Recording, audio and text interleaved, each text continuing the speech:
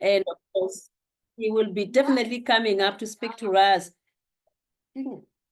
He's coming to speak to us around again on IP. We shall be seeing him everywhere. He's also very good in sports. He's worked in Kenya Football Federation, the founding dean of School of Law, Mount Kenya, the founding dean School of Law, Daisy University. He's always a founding in many things.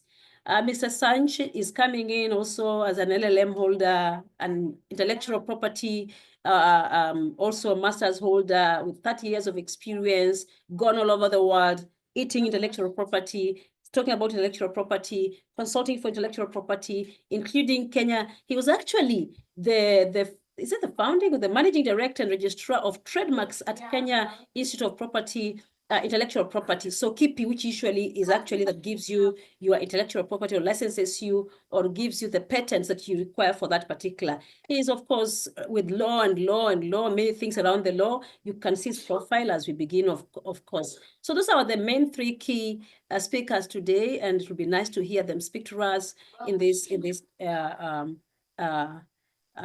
conferences. Of course, somebody says gender. Gender is there. We have our acting dean, Dr. Ongara is there. Myself, I'm there. We have Dr. Pame running the program. We have the whole directorate. We have Professor Michael Bowen coming in. And you can see we have, I'm sure they've shared the program with you. You're going to see a lot around this.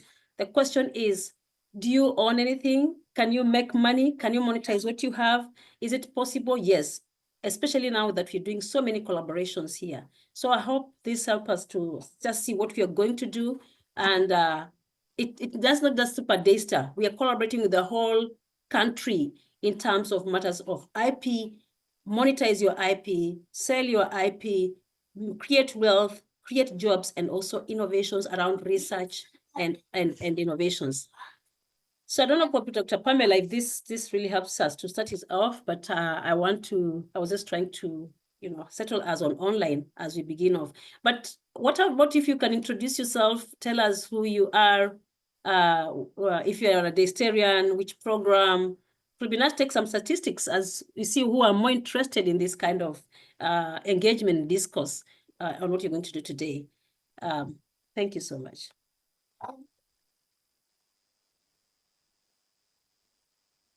We just want to be sure that the hall we can see the podium, at least the podium, so that we can feel the speakers will be visible to us. The podium would be very key for us to see.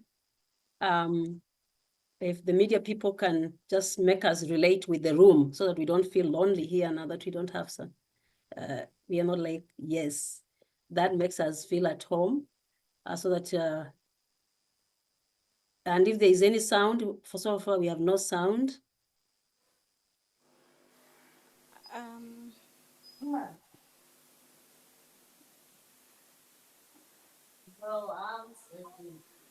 Okay, Dr. Caroline, can you hear us? That's way better. Okay. So thank you, Caroline, for that overview. Good afternoon, everyone. I hope those who are online are able to hear us. I would like to take this opportunity to welcome all of you. Welcome our esteemed facilitators, our faculty, and our students. So many people registered, but a number of them, over 100 of them, are now online. So if the hall is not full, it doesn't mean that people are not here. Most people have decided to join online. So it is my honor and pleasure to welcome all of you to this seminar on intellectual property, technology transfer, and commercialization. The main purpose of this seminar is to deepen our understanding of intellectual property, matters of technology transfer, and commercialization. And as researchers, as students, and other innovators, IP is we would really want to understand the role of IP in the pathway to commercialization. So before I proceed, I would like to invite our pastor, Felix, to lead us in devotion and prayer, and so that we can have blessings for a successful seminar. Welcome. Pastor.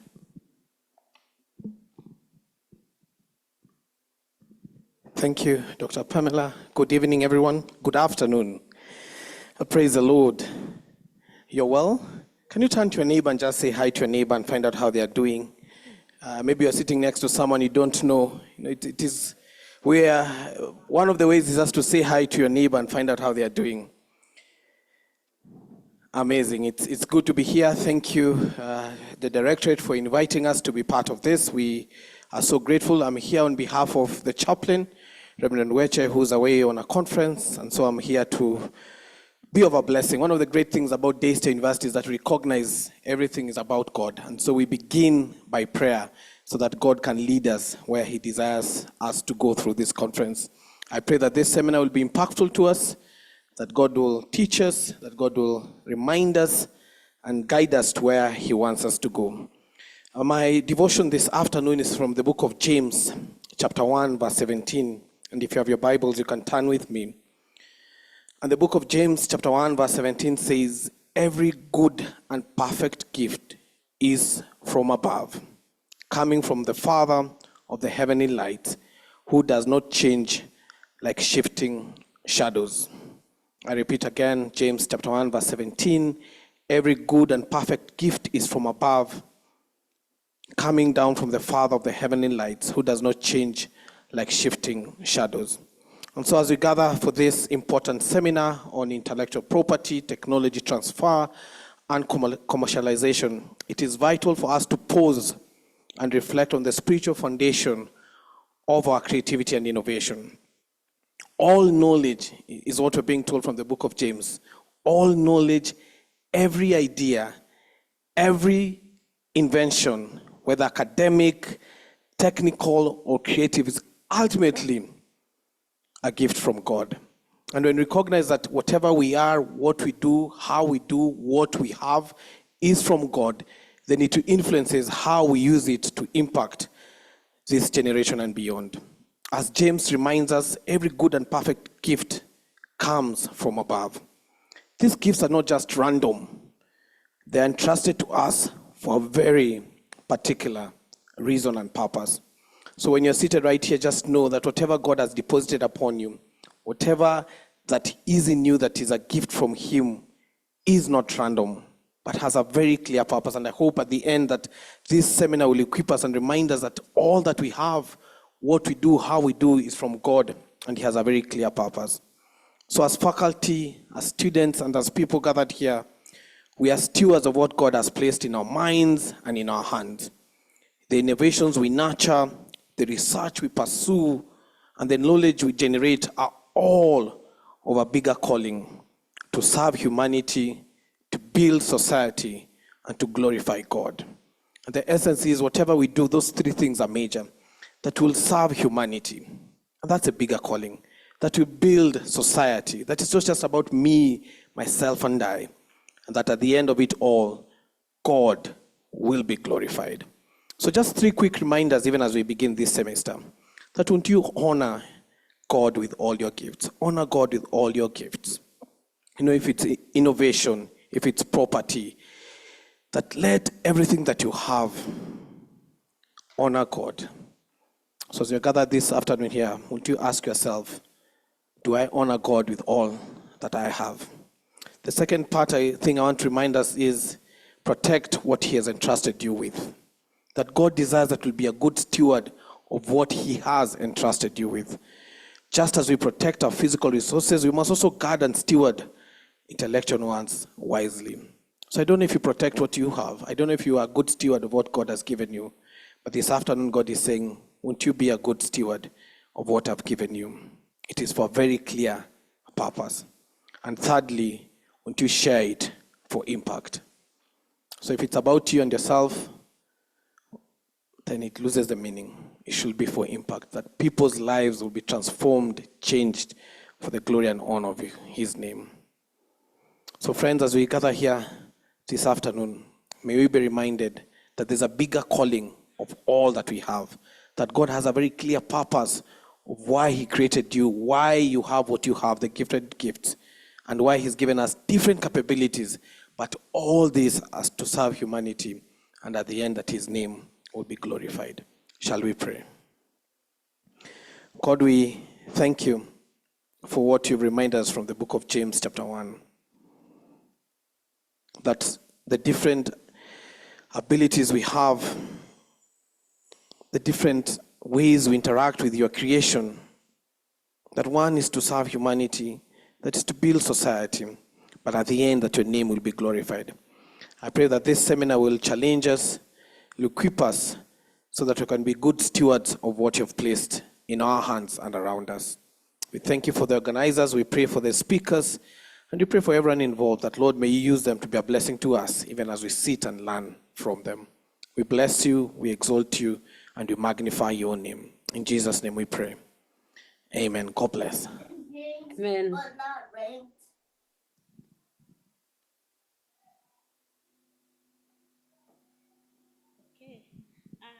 Thank you very much, Reverend, for reminding us to honor God in everything that we do, including the innovations that we are going to generate and protect. So my name is Dr. Pamela Juma. I'm a Deputy Director at the Directorate of Research, Innovation, Commercialization and Entrepreneurship at DRICE that has been organizing for this seminar. So I would like once again to welcome our esteemed facilitators. We have facilitators from different areas who are bringing with them a valuable wealth of experience and expertise around intellectual property and many other areas of innovation and research. So we have Dr. Maurice Bolo, the founding director of the Kenya-based Science, Technology and Innovation policy think tank that is known as Sinovet Center in short.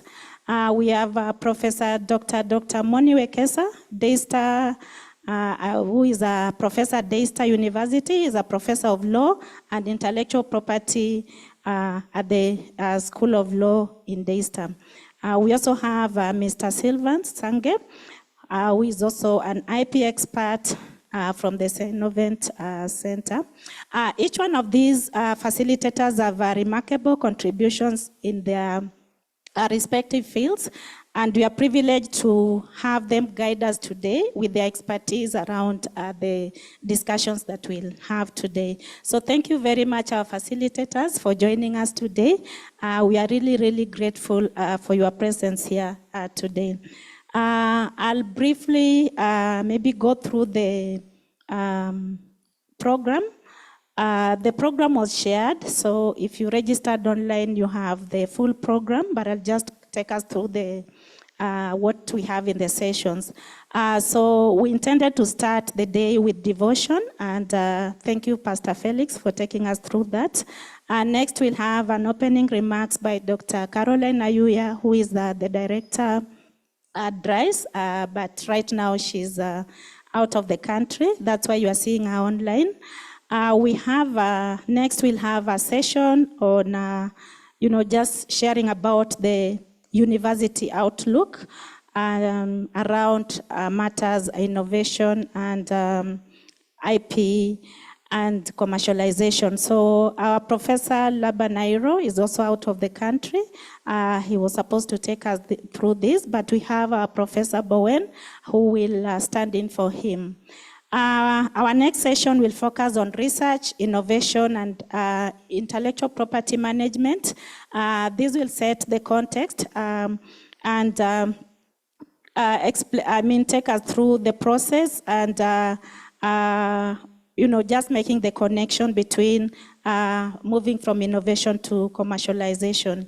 Our next session will be on institutional intellectual property policies and strategies. This will be, we'll be looking at key policies that drive intellectual property. Especially, we want to look at these in the context of universities and the innovations and research that we generate at the university. And Professor Bonnie Wekesa will take us through this. The next session will focus on the role of intellectual property, management office, and technology transfer offices, and their role in bridging research and real-world impact. Our next session will focus on technology licensing and other commercialization pathways. And again, we'll have Dr. Bolo taking us through this again. After that, we'll have a question and answer session, and then we'll have closing remarks, and after that, tea will be served, and we'll tell you where tea will be served for those who are here. Unfortunately, those who are online, you'll miss on the tea, but you're welcome. Yeah. So we encourage very active participation, active engagement, so that we can gain actionable insights that will enable us to drive progress in our innovations. At this juncture, I want to welcome Dr. Caroline Ayuya, the Director DRICE, to deliver an opening remarks and set the tone for the seminar. Caroline? All right, thank you so much, Dr. Pamela Juma, for setting up the program PES. Distinguished ladies and gentlemen, our principal, our facilitators, our acting director, Dr. Kennedy Ongaro, the directorate, all of our students, faculty, we have faculty members from all the disciplines. We have students from all the disciplines. We have everyone all over the world. I can mention very many countries, over 131 people online, but all of them are coming all the way. Uzbekistan, we have Kuwait, we have China, I've seen, we have Seychelles, I've seen, we have Kenya, we have all of us. Despite your time differences, I want to really, really welcome you to this seminar on intellectual property, technology transfer, and commercialization as a sensitization seminar. Colleagues, we did a recent research last year and found that just a small population of Daystar understand matters to do with intellectual property, despite a lot of production of innovations, a lot of production of entrepreneur ideas, but they have no idea that this can actually be monetized and this can be patented to themselves so that they don't lose it. And in that regard, we thought it is important for us to be able to do this sensitization seminar and then subsequent seminars that will result for us to know what we need to do. Not only that, we've gone a step of ensuring that we have MOUs with very key people who are going to help us get your innovations. We map them out so that we can be able to have people buy. I give an example that, for example, if Joshua, I know Joshua is a PhD student, if Joshua has an innovation and Joshua doesn't know what to do with the innovation, Daystar will take this innovation and ensure that this at a prototype pace or status, and then we load them to Y Factor, and then Y Factor will look for investors in that particular intellectual property, in that particular IP, because an IP at that point of time is an IP because it is your innovation, is the property of your mind. And then the investors will come and say, we are giving the minimum of any load, we will load on that platform, and the investor comes in is about 400 million Kenya shillings for anybody to invest in that particular innovation. And that's why for us, very important for us to have this seminar so that people can understand we are looking for partners, you from outside the country, inside the country, all over the country, bring your innovations and your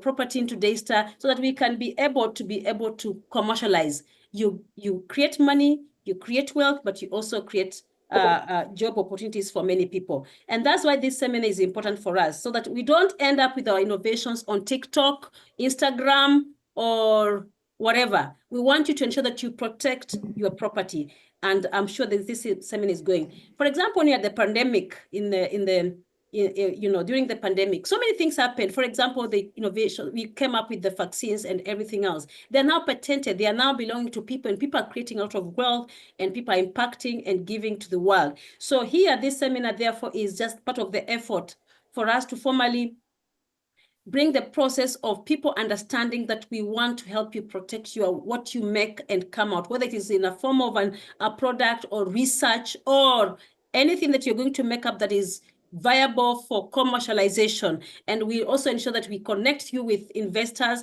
and people who can support you to be able to move with that particular innovation, which we're calling the intellectual property once it has gone through the process. So we are hoping that as we partner up with people like Y Factor, World International Property Organization, Kenya Institute of Intellectual Property, KIPI, amongst others, we are going to have all of us now start guarding what belongs to us, the things that we've taken time to come up. Look at this forum, over 150 right now online coming up, yet I'm sure most of you have very great ideas. So we welcome all of us, and hopefully that this seminar is going to be just not a seminar, sensitization seminar, but impact, so that we will also come for the next 2 seminars that we're going to have in the course of the year. And then not only that, I'm also officially announcing that we are already in collaboration with Y Factor to have anybody who has an innovation, what we call in the intellectual property, load it on the platform. We'll get investors for you. And if in 3 years you don't get investors, you'll be paid back about 10 million Kenya shillings for having it stay on the shelf without getting investors. See, there is nothing that is going, and nobody is stealing it. It is your ownership, it is your property, it is your research, it is your innovation, and therefore you like. So we like to encourage all of us to be part of this journey. So as we begin of this particular seminar that we are looking at as our first initial seminar in Daystar officially, we hope that this is going to provide us with an opportunity to be able to create relationships, to be able to also create international forums around intellectual property and what you're doing here in Kenya and all over the world. We are hoping that also this seminar is going to inform us that if you have any intellectual property seated dormant somewhere, Daystar wants to receive it. Bring it to us so that we can support you to get investors and also to be able to showcase where you can be able to create it into the public domain so that you can receive. Also, we also want to help you go through the patent processes, which the seminar experts are going to tell us. Thank you so much, Professor Michael Bowen, for coming in for the VC, who is now on flight at the moment. And I know you've been our director of research initially in Daystar, and there's an area of interest that you've always told us that one day when we'll break through on how people can actually monetize, commercialize, technology transfer, the IP, whether in form of research or product, you think we shall have really gone a long step. And today is a defining moment that you told us some years ago. This is one of your area that you had wished that Daystar would literally reach to a place where we can commercialize our research and also be able to commercialize our products or our IPs. But this does not confine us to this alone. It confines us to the world. We are open to all those who like to collaborate with us. So I want to thank you all for coming in, for the participants. I want to thank you, our acting director, DRICE, Dr. Kennedy Ongaro, for all of the efforts we're putting to make sure this is actually viable. And all of us who are attending online, I would encourage all of us to be able to ask so many to join so that they can gain knowledge and also know what to do with what you're going to do around your IP. I want to welcome you warmly here, and I wish all of us success with this seminar, and we hope that this is going to be impactful. May God bless us all, and thank you so much for joining us. And DRICE opens its doors officially for partners, students, faculty, dons, outsiders, insiders to partner together to monetize our IPs and also to transfer our technology. Thank you so much. My name is Dr. Caroline Mwaka, Director DRICE, but on leave currently, and hopefully that this is going to be impactful. Thank you.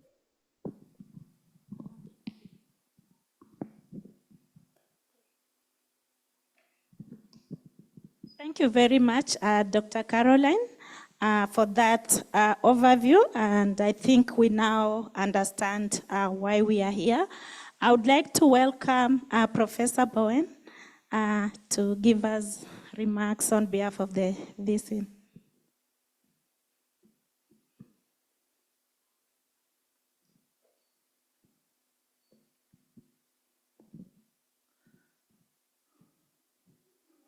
Good afternoon. I suspect elsewhere it's good morning, so we have to, and we would like to appreciate the Directorate of Research, Innovation, Entrepreneurship for organizing this and bringing on board people from various corners of the world. Right at the onset, I wish to welcome all of us on behalf of the Vice Chancellor, the CEO of Daystar University. Just like the Director, Dr. Mwaka said, is on transit and therefore is unable to join us. He would have wanted to be with us, but please feel welcome on his behalf, on behalf of the entire management board to Daystar University. And those of us that probably joining us for the first time, please welcome. Daystar is one of the Christian universities of repute in this part of the world, not only in Kenya, actually in Africa and the entire world. So we'd like to welcome all of us. Again, I want to appreciate DRICE, let me just use that acronym for the Directorate. I want to appreciate the faculty that are here. I want to appreciate my colleagues that will be doing their presentations, Dr. Bolo, Professor Wekesa, Mr. Sange, and others that are here. Would like to appreciate you and welcome you and thank you. Just like the director did mention, this is the first time that we are doing this seminar. And this is what we need to do as a university. This is part and parcel of our activities. Actually, I had to leave a meeting. We are currently doing the strategic plan for the university, and I had to leave because of this, because this is very important in terms of what we are supposed to do as a university. So the seminar heading, or the title of the seminar, Intellectual Property, Technology Transfer and Commercialization. Intellectual property is one of those intangible assets. And I think Africa, we are catching up, and we hope we'll catch up very fast, that money is not only in physical things, you know. Of course, this can be a physical thing, but the moment you create some of this using our intellectual abilities, then we can actually be able to have something that we can be able to offer to the world and solve societal problems that plague us. I want to acknowledge the chaplaincy in terms of the sharing that was done. And just to take that a little bit ahead, we talk about integration of faith and learning at Daystar. We try to integrate what God says in all that we do. And if you look at the creation, really, you know, so including me and yourself, we are intellectual property. Of who? Of God. So we are God's intellectual property. But let me even just extend it a little bit, and just to show you that if you look at wildlife, we have, Kenya is I think it's the only nation in the world that has a national park in the city. And look at the money that it gives us, you know, the national park. Every visitor that comes to Nairobi has to visit the park, you know. So that is God's intellectual property, and it's bringing us money. We are commercializing. And these are some of the things that we could look at even from this. Of course, we have also a very youthful population as a nation. And sometimes I marvel at the thought, the speed of thinking of young people. And they think very fast. I have a son that would ask about 5 questions within almost a second. They ask you, when he was very young, he would ask, why is the sky blue? you try to give an explanation. Then when you give an explanation, you ask a question about the explanation, and then a question about the next explanation, you know? So that means there's a lot of, and in that way, actually, that's how we discover things. That's how we bring about innovations. These days, he slowed down a bit. Maybe we are part of the trouble that messed him up, because we kept telling him, you're asking too many questions, and I think we should not have done that. And so what am I saying? Young people that are listening to us in this seminar, please let your thoughts, let loose your thoughts about ideas. Begin with where there are problems, you know. For the students of Daystar, what challenges do you see in Daystar? What problems do you see in this nation? What problems do you see in the nation of the world? And that is what then we need to do. Come up with innovations. Then we're able to patent them. We have intellectual property, and we're able to do that. If you look at, I don't know what they would know, but the nation with the highest per capita in terms of innovations, which nation is that?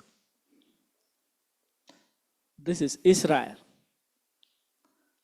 Per capita, we are not talking of in totality. Maybe China would lead, or the US.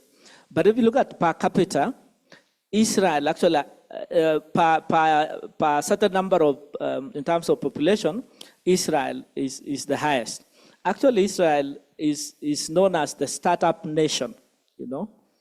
And there are a number of things that I would like us to see about that nation, and probably then that can become our future, even as we start this innovation. Dr. Ongaro and Dr. Juma, maybe these are some of the things that we need to think about, and all of us.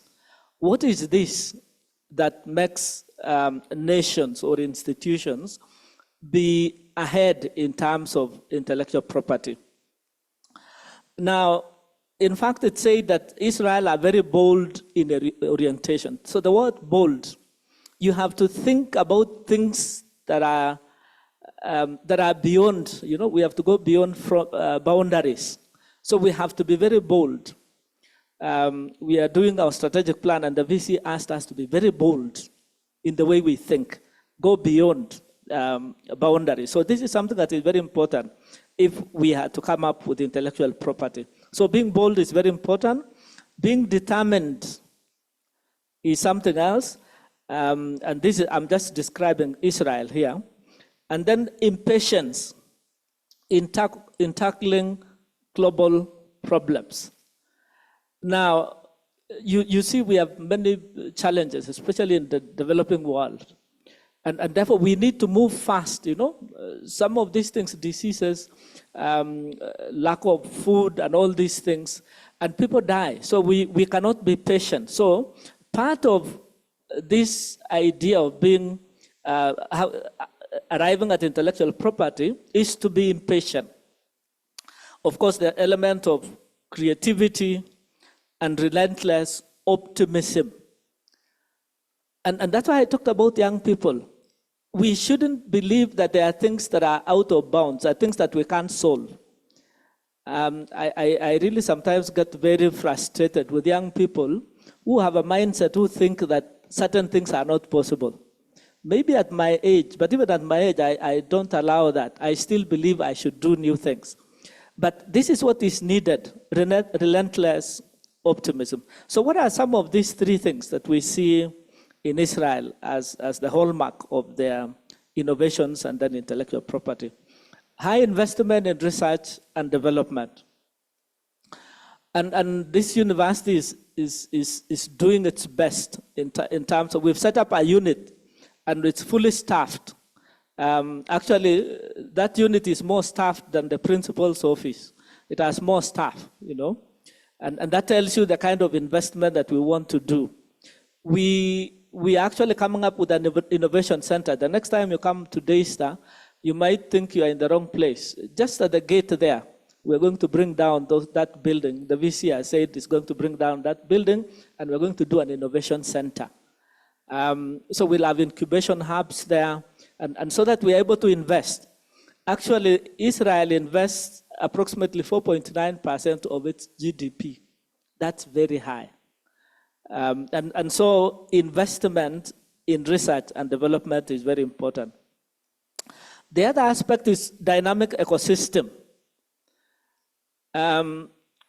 You cannot get to intellectual property and commercialize because one country, one unit, one institution cannot have all the requisite skills that are needed. You need a business unit, you need a scientific unit, a science unit, technology unit, and so on and so on. So therefore, you need a dynamic ecosystem. And this is what it says about Israel. Israel features a robust network of over 7,200 tech startup companies, academic institutions, government agencies, private sector entities that collaboratively foster innovation. So Dr. Ongaro, Dr. Mwaka, and Juma, this is what we need. We have to bring government, we have to bring even other institutions. There could be skills that we do not have here. And therefore, we really have to bring all those institutions together. And you'll see how fast it is. We just talked about impatience, you know, being relentless in optimism. So we have to bring all these people so that we move a little bit faster. The other aspect is skilled workforce. And Israel has some of the best academic institutions. The education system is very good. And even Kenya, I think even Kenya, where we are, if we have the right environment, I think we have enough manpower to move into this space of intellectual property. And then finally, of course, global connectivity is also very important. Fortunately for us, the Indian Ocean is a very good gateway. We have a very good airport. So, and even within the East African region, even within the African region. So we can actually be able to do this. And so, Dirais, this is what I'm saying, and all of us, these are things that we can actually be able to do this. Of course, as I conclude, we've seen a number of innovations in Kenya, and this is encouraging. I know if I were to ask us, the first one would be M-Pesa, and see what it has done. In fact, instead of asking the question, do you have M-Pesa, we need to ask, who does not have M-Pesa? And even, not only here, even in the rural, if you ask that question, the people who do not have M-Pesa, there could be less than 10%. So that tells you it solved a need that was there. Do you know the need? In fact, before M-Pesa, the number of people that were banked, the percentage of people that were banked in Kenya was so low, and it has spread in the region, you know? So that tells you that there is potential. And so, Dirais, we pray that God will guide you in such a way that out of this unit that we are starting, that there will be something that will be like M-Pesa. Of course, there's somebody that converted the water hyacinth to plastics. Again, something very innovative. Unga from grass, a student from Kabarak. I don't know whether you saw that. A student made unga, you know? Unga, the one that we used to write in the street for. So I think this student realized there is trouble here. We need unga, we need flour, maize flour, for people to eat. And she came up with a very innovative idea of grass is a bit plentiful. So, and we were able to generate unga from grass. So, and what are some of those things that are happening in the world? AI, so these are the areas. But don't be so mesmerized at the big things. By the innovation starts in fact, don't start by trying to find an innovation. Start by looking at issues, problems of human beings. What are these challenges that people face on a daily basis? That is where innovations are likely to come from. But of course, in the world, AI, blockchain. Have you seen robots? Elon Musk is making some very interesting robots. And day by day, they seem to be aping human beings. They're almost doing what human beings can do. Of course, we knew they were working in factories. Now, these are like Dr. Ongaro, you know. You can actually tell them, go and pick my laptop from the office, and they'll bring the laptop. That's where we are, you know. So this tells us that there are possibilities as far as these things are concerned. So innovations are not necessarily extraordinary happenings or advances. However, they are extraordinary in the problems that they solve. So this is what we need to think about. I therefore want to encourage us, as I come to a close, to share your ideas, especially among the students. I did hear Dr. Mwaka, Dr. Caroline, and we have created a safe ecosystem for you. Your ideas, we have the best lawyers around here. So your ideas are safe if you bring them to DRISE, and so that we are able to incubate them, help you with ideas, and then hopefully then we have intellectual property. So I want to then leave it at that, and I'll be requesting Dr. Juma to come up, and if you see me leave, it's because of the other duty that is calling for me. So once again, welcome and congratulations, DRISE, for this great job. Okay, thank you very much, our principal. Without him, we wouldn't be here. He's in charge of this campus. Thank you for the reminder. He's reminded us about very important things. I've picked that we have to be bold, we have to be determined, we have to be impatient, we have to be creative, and we have to work with optimism to drive progress in our society with our innovations. And he's also reminded us about investments. We need to invest heavily in research and development. I picked that Israel is way ahead with 4.9% GDP on research and development. Africa, where our countries, even Kenya, we are less than 2% that is required globally. So we need to invest in in workforce. We have very productive youth that we need to focus on. And I think even our country, our president is focusing on this. It's one of the agenda to focus on the youth. This is also evidenced by some of the innovations like the presidential challenge around innovation that targets the youth. So thank you very much, our principal. So I would like to welcome our first presenter, Dr. Bolo. Dr. Bolo will take us through research, innovation, and management. As he comes up,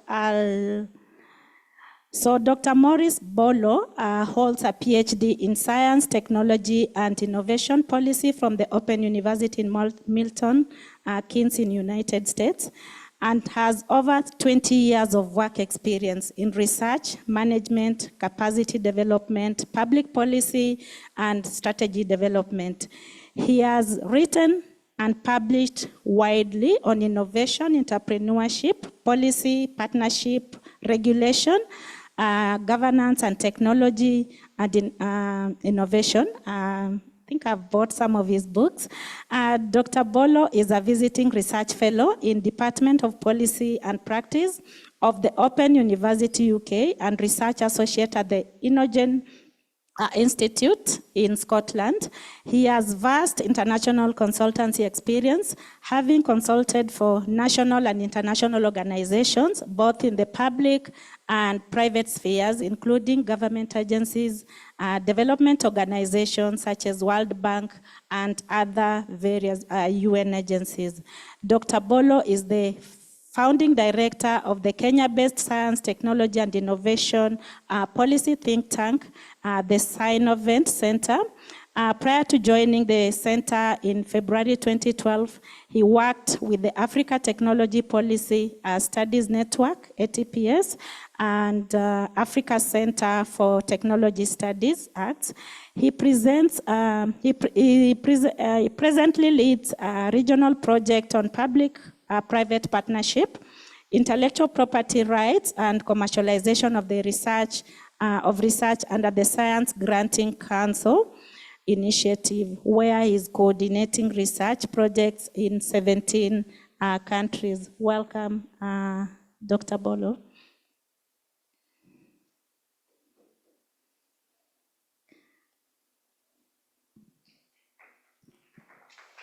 Louder.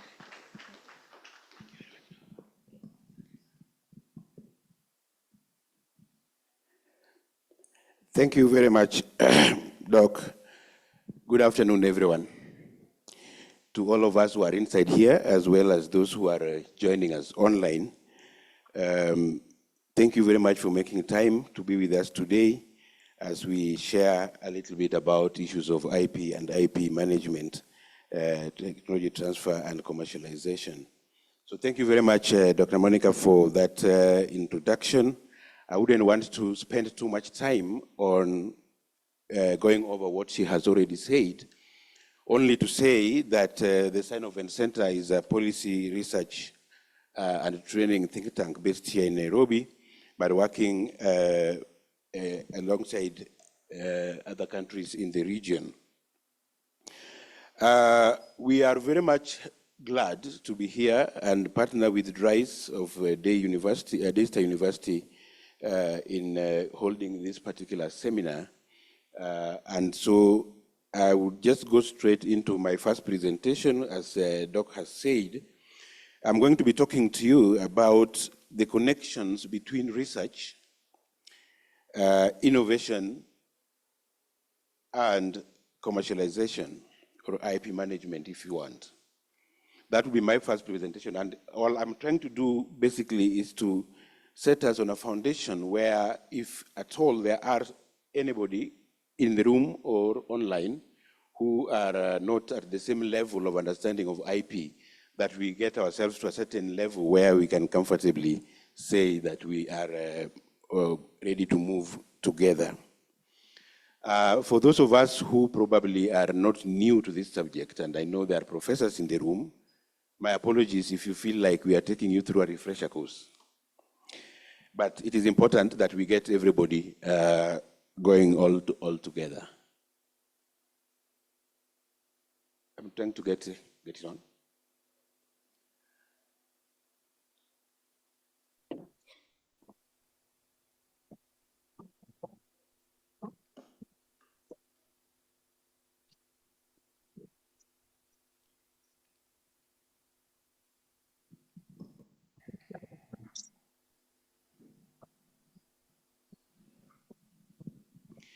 All right, technology is getting set up, but we can continue as we go on. So I'm going to take you through a very short but introductory presentation. Essentially, I'm going to look at a number of issues, just about 5 issues, but one is I need to make a connection between the role of knowledge in development today. Because we keep hearing the term that we are moving into a knowledge-based economy. And the question we keep asking, therefore, is, whose knowledge are we going to build this development on? And that might look like a simple question, but our experience is such that it is important who generates knowledge and whose knowledge it really is. And then I'm going to spend a little bit of time to discuss with you what we see as the challenge or the changing role of universities in development. And make a case that initially we had the idea that the 2 missions of the university really are about teaching and research. But beginning in the 1990s or thereabouts, we have a situation where we are now focusing a lot more on what they call the 3rd mission of the universities. And as a result, therefore, the universities are under a lot of pressure from the different stakeholders to live to that billing. Now, that calls for a number of changes to be made, both in the way we approach knowledge generation, its sharing and use, and its application generally. Having said that, I'm going to look briefly about whether it is necessary for research to inform innovation and whether we can actually have innovation without research. But more importantly, I'm going to also share with you a few cases where innovation has emerged from our universities and how that has happened if you look at the Kenyan context. And then I will move on in my closing section to look at the role of IP in all this and how the IP can then be managed essentially within our systems. Okay, so that is essentially the outline of what I'm going to be sharing with you. And it didn't work. Okay. So let me just open it.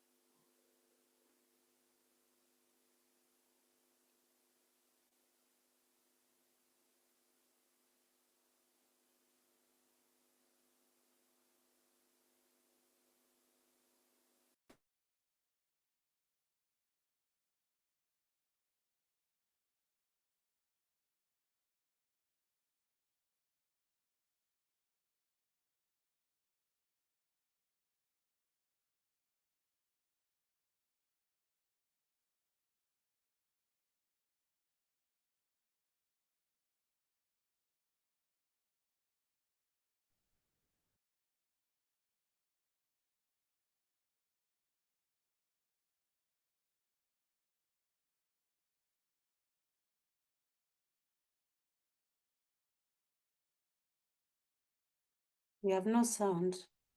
We have no sound, media team.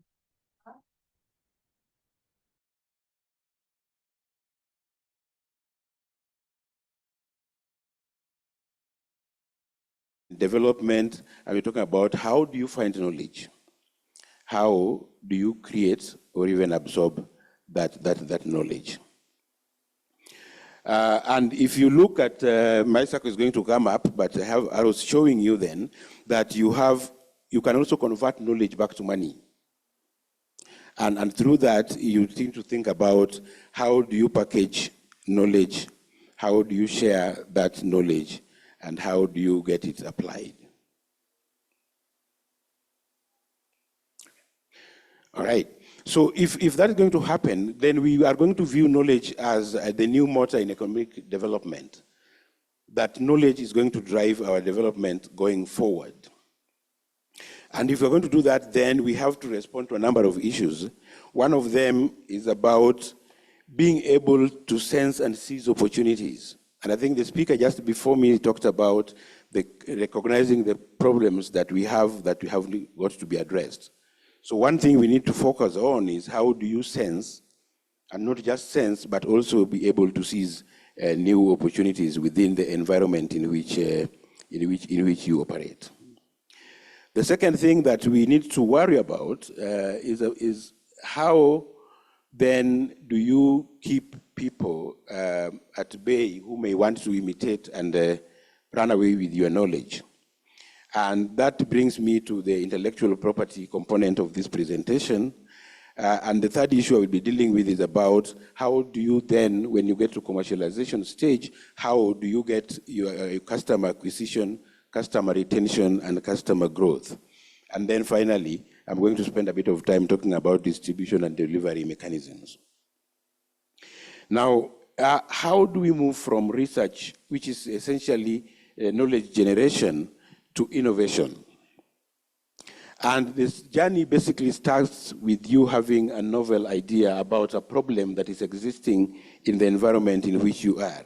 And so that is the first part, that you have a novel idea. And that idea is helping you to identify the needs and opportunities that need to be addressed.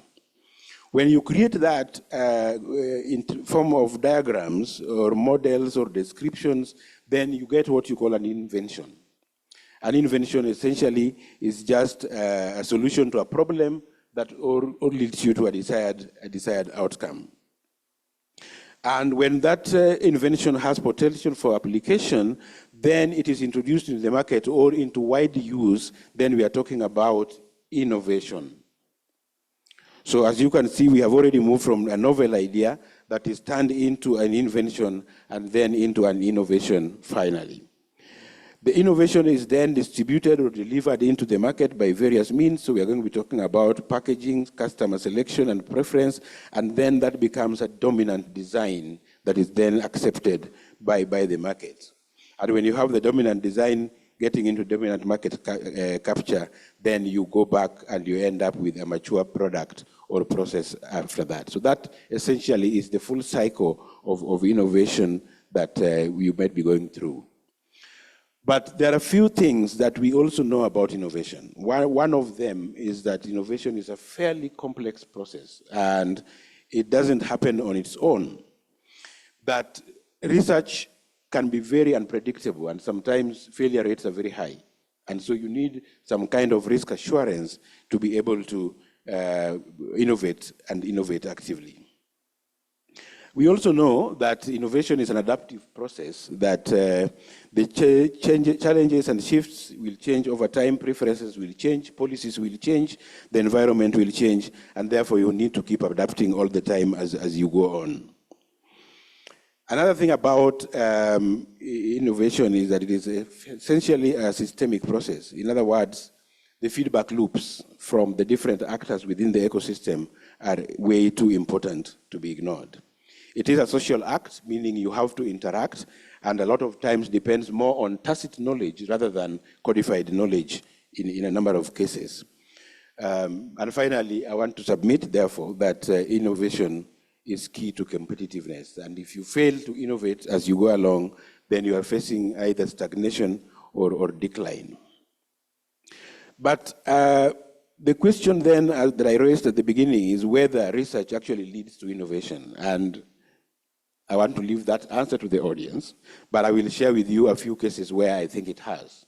One case that we have in our country is from the University of Nairobi, having a biofertilizer called Biofix that was developed from the Faculty of Agriculture in the University of Nairobi. It is already licensed as we speak to Mare Limited, and it is out in the market. So that is a practical example of an innovation that has originated from the university through a research process and has been taken up by a private sector company and is now being sold in countries, about 8 countries in Africa, if I remember correctly. At Jomo Kenyatta University, there is a partnership between JQuats and Nissin Foods in Japan, and they are making noodles that are have local flavors and have attributes that are very interesting to the Kenyan population, including the nyama choma aroma and other variants that they have.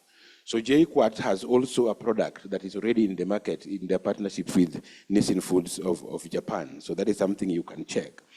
And then I have something here called Sunguprot. Sunguprot was innovated by a private sector company in Kenya, supported by our NRF, and they have now refined the product and gone to do follow-on innovation about some other kinds of supplements and teas. So again, originating from a private sector company through research supported by national institutions, we have a product in the market.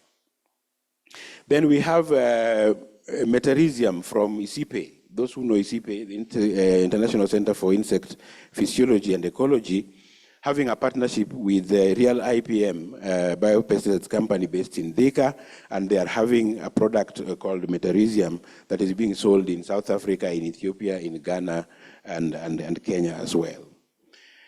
My next example here, as I leave that slide, is about a product called Smugel and Smuscan. This one was developed by the Institute of Primate Research in Karen, under the Ministry of Culture, I think at that time, and it has been produced through a contract manufacturing agreement with the Universal Limited based in Kikuyu. So we have a number of products, ladies and gentlemen, that can testify to the fact that you can actually, out of research, get to innovation and commercialization into the market. So having said that, the last one is most of you may know or have heard of Professor Richard Mibei, who was in Moi as the Vice Chancellor at some point, having come up with a chemical dye that is being used in Rivertex for those other textile kind of processes. So the question I leave you with is, do we have research influencing innovation? But having said that, ladies and gentlemen, our universities find themselves, therefore, in a fairly tight corner for the simple reason that you have our development being knowledge-driven. And if our development is being knowledge-driven, then it means we are putting the centrality of knowledge and how it is generated, how it is shared, how it is stored, how it is applied to the center of economic development. And as you would realize, the universities are key and at the forefront of generating that knowledge. And I did ask a question about whose knowledge? Are we using our knowledge adequately for the challenges that we have? Are we generating enough or adequate knowledge to address our challenges?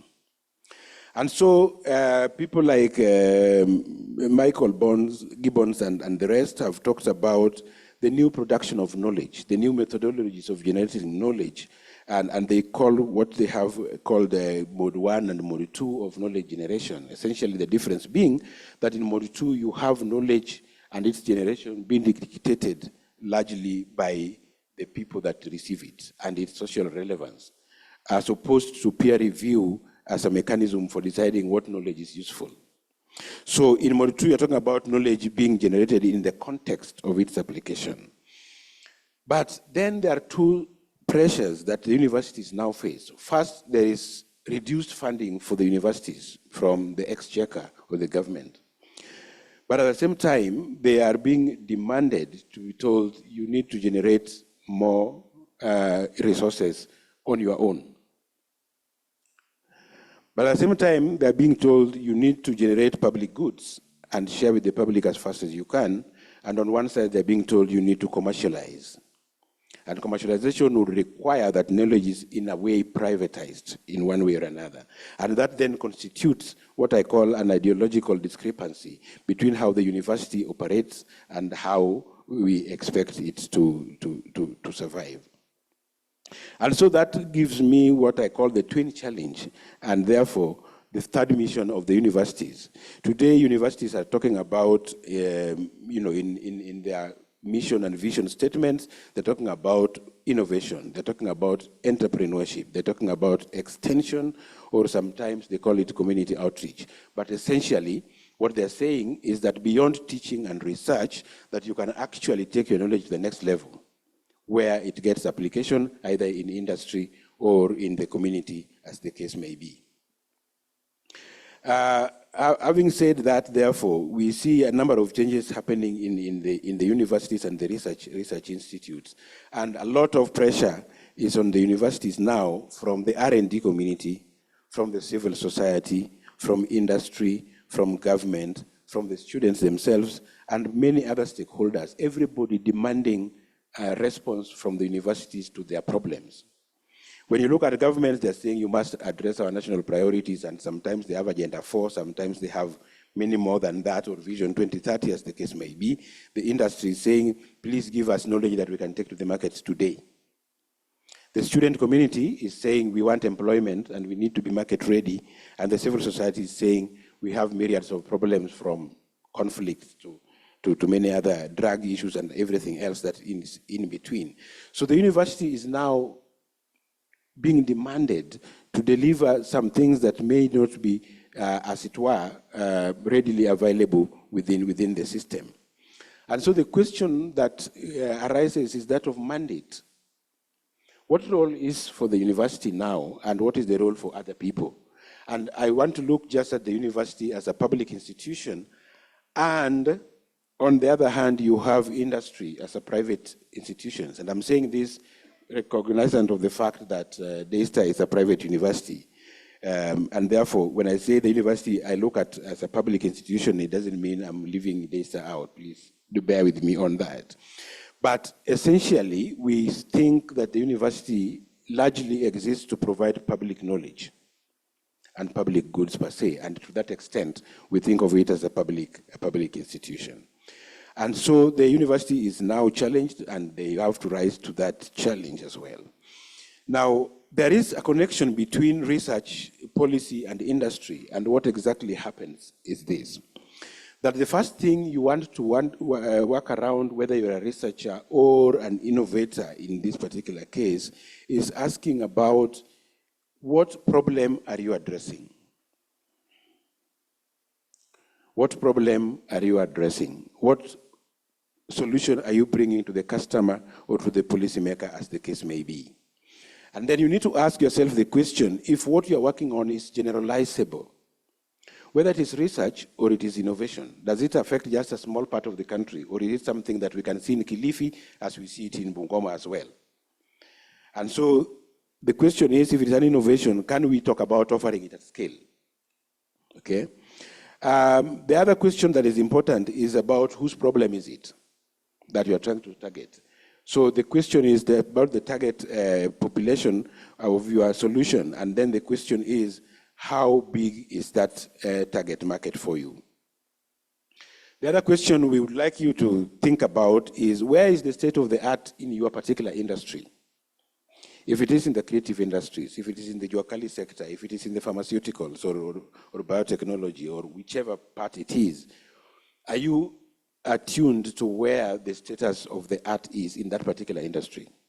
And if you are just an academic, then the question would be, are you aware about what is the state of the art in literature? Because that would be important in terms of the questions you address as you go forward. It is important, therefore, also to question about how much will it cost to implement your solution. Because being innovative and being competitive are two different things, related to each other but different. You could be innovative, but you are not competitive. So you have a good product, a new one that is very new in the market, but you cannot sell it because it's a way probably too expensive, or the quantities you offer are not what the population can be able to afford. So you need to think about that and worry about, as you work on the innovation, how does it compare to its alternatives in the market? And do those alternatives exist? Are there competitive offerings to what you are offering to us? And finally, you need to think about aesthetics, design, packaging. How will you present it to the customer in a way that is appealing? Now, that takes me to the types of intellectual property rights. I do have a table here, but I'm not able to show it. But my colleagues that are coming after my presentation would deal a lot more in details about the different types of IPRs. But what I've done simply is to say, because part of my remit was to find out how does IP find its way into the innovation cycle. And so if you're looking at patents, then you're looking at issues about new inventions, for example. And I did mention that you can move from a novel idea into an invention by packaging it in a way that is new and potential or practical application. So there are utility models, copyrights, trademarks, and service marks. I will share this table, so I don't want to spend too much time on it.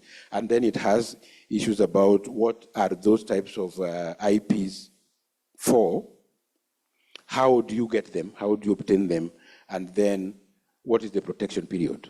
So that is essentially the outlay of the table, but as I said, my colleagues will delve a little more on that. I'm on my last bit about IP management, because the question then is, if you have already recognized that you need IP, you already know in the innovation, research to innovation cycle where it falls, then the question is, how do you protect it? And I started by saying, how do you keep imitators at bay? So in terms of IP management, about 5 critical steps. One, you need to identify the kind of IP that you have. And I have listed a number of them, and my colleagues will go over them. Do you have a copyright, a patent, a trademark, a service mark, a geographical indication, whichever it is that you have. So you need to identify it, one.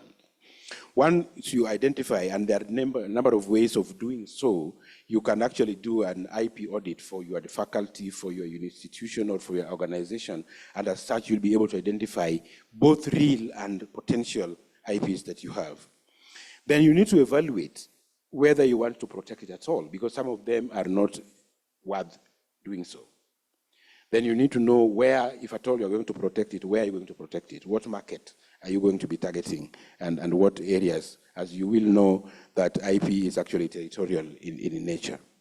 Then you protect and register. If you are going to manage, you need to worry about, you need to put up a very strong defense just in case somebody is infringing on your IP.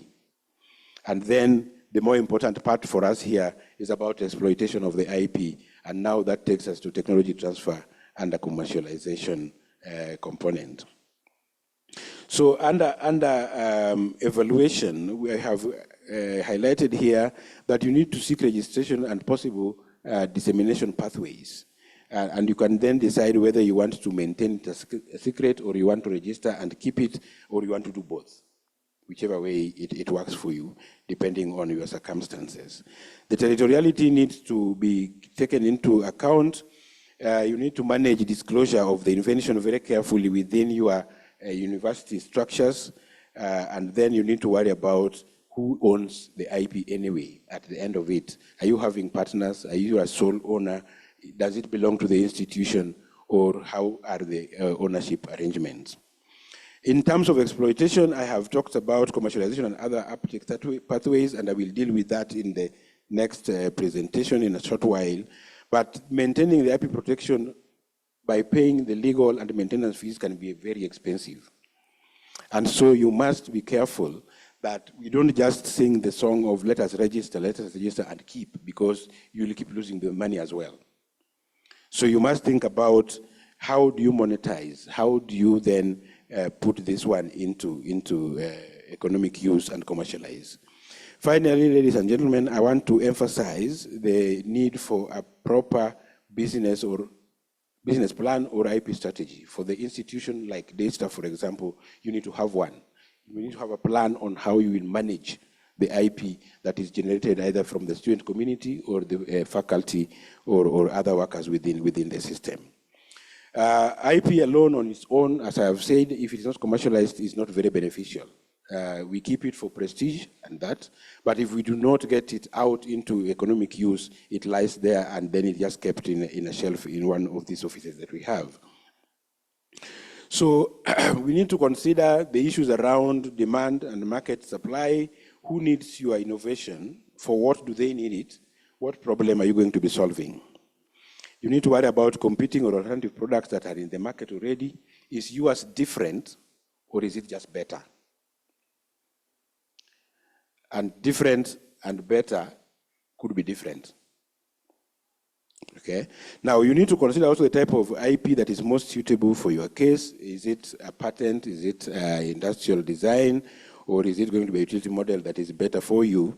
And then finally, ladies and gentlemen, you need to be very careful about the decisions that you make, because any costly mistake can be very, very costly and damaging to you as the applicant. Otherwise, my last statement is that if and where necessary, please seek professional advice. Thank you very much.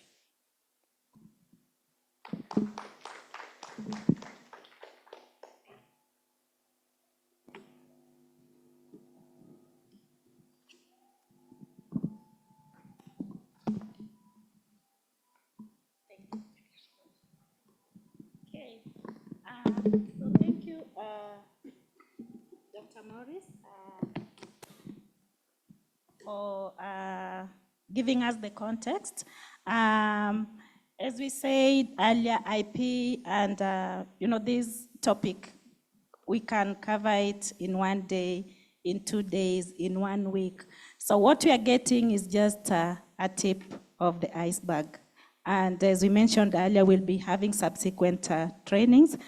So this is just highlights to guide our thinking and further reading and more learning in this area of IP and commercialization. So thank you, Dr. Bolo. And we've been reminded about the key steps, moving from idea to commercializing our inventions. We've been reminded about the role of university in this context, and the changing role of the university and the complexity around funding and the need for universities to move from just generating knowledge to commercializing our research products. So thank you.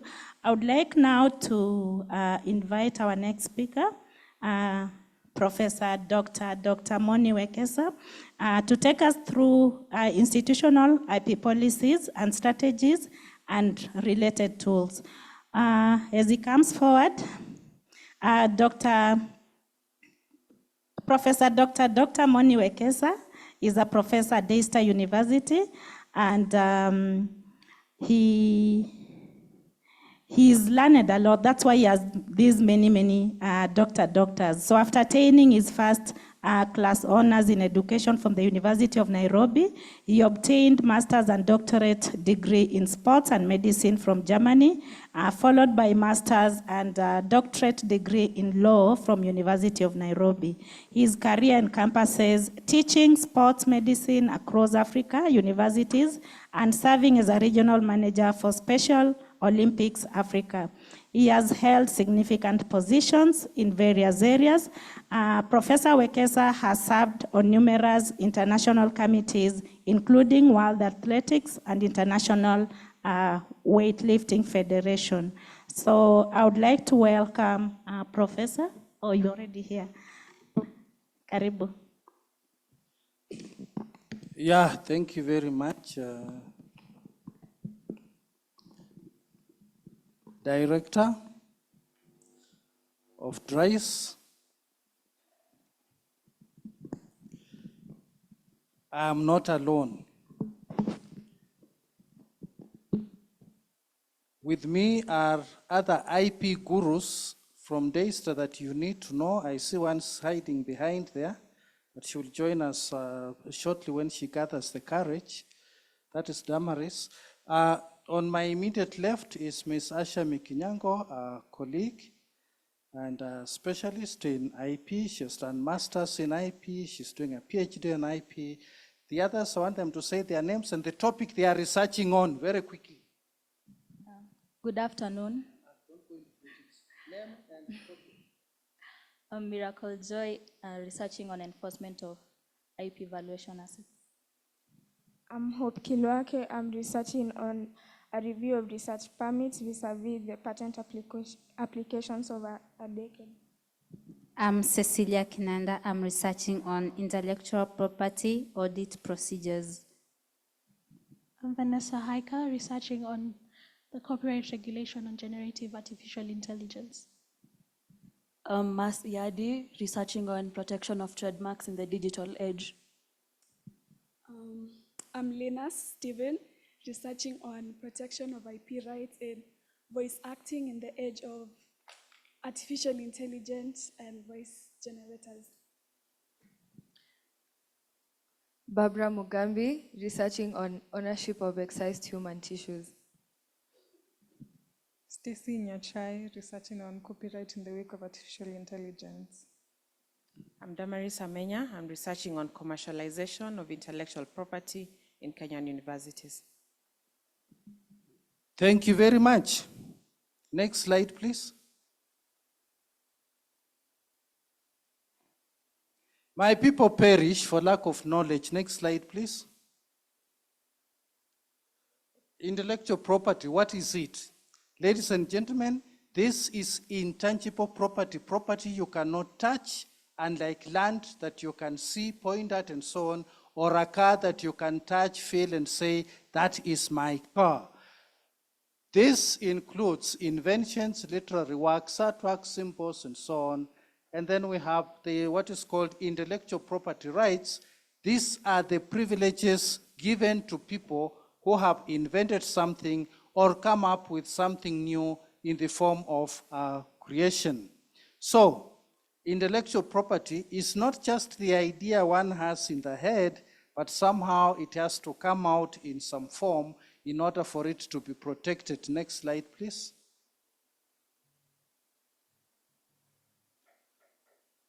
Hey, use your fingers faster, please. Huh?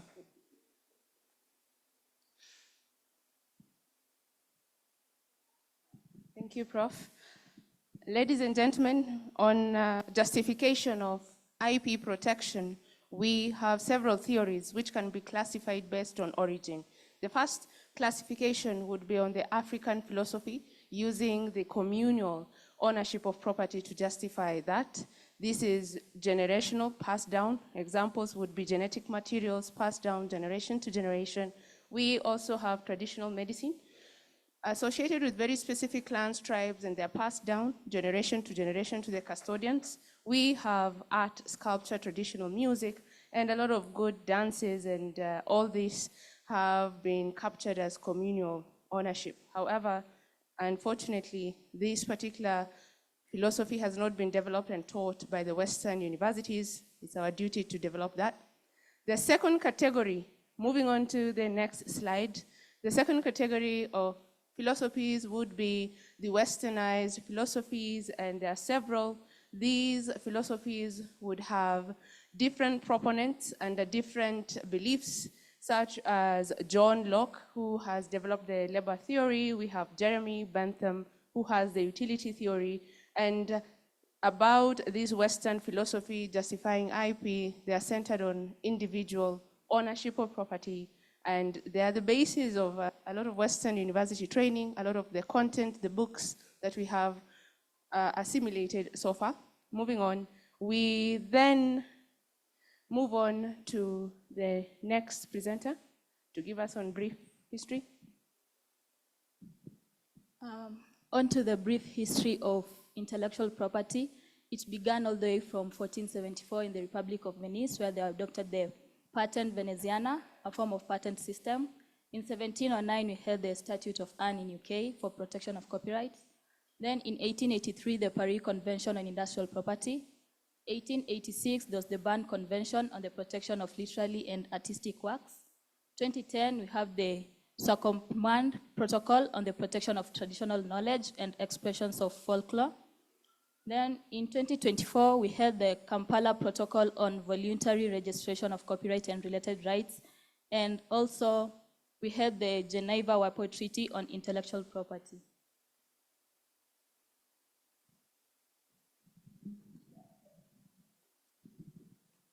On the next types of intellectual property.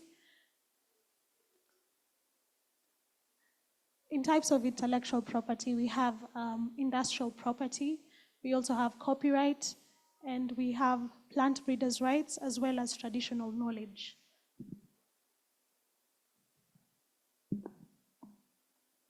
Concerning the traditional knowledge systems, we have the traditional medicine, expressions of culture such as music, dance, and sculpture.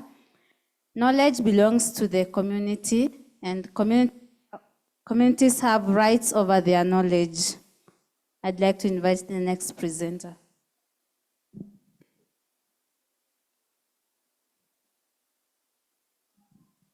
On the industrial designs, we have aesthetic and ornamental features of products, encompassing both three-dimensional shapes and two-dimensional elements.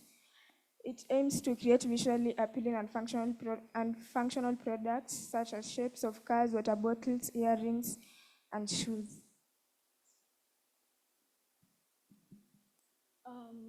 On utility models, any form, configuration, or disposition of elements of some appliance, utensil, tool, electrical, and electronic circuitry, instrument, handicraft, mechanism, or other objects, or any part of the same, allowing a better or different functioning use or manufacture of the subject matter, or that gives utility, advantage, environmental benefit, saving, or technical effects not available in the country. For example, we have a convertible bench, which has a seating with a dining part.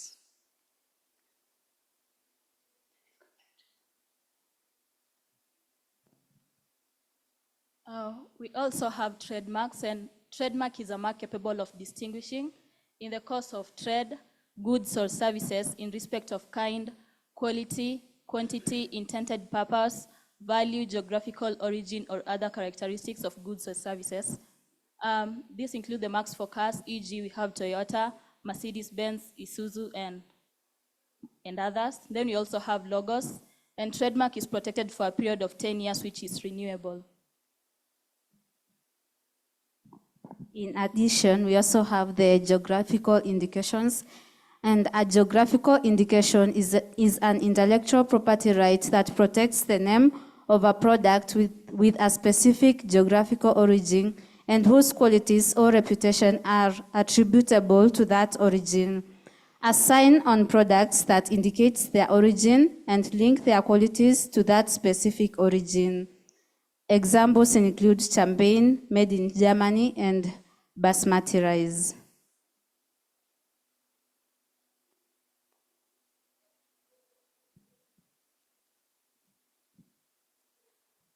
On trade secrets, we have that is confidential information that sets an organization apart from others. It's a list of dedicated clients with their contacts and a special way of doing certain things, special chemical formulas such as the Coca-Cola recipe, and trade secrets give an organization a competitive advantage.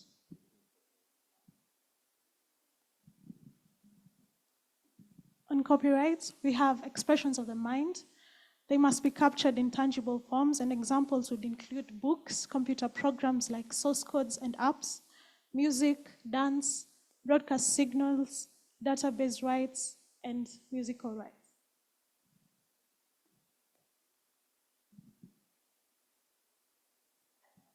And new plant varieties, we have plant breeders' rights, and the varieties must be new and consistent.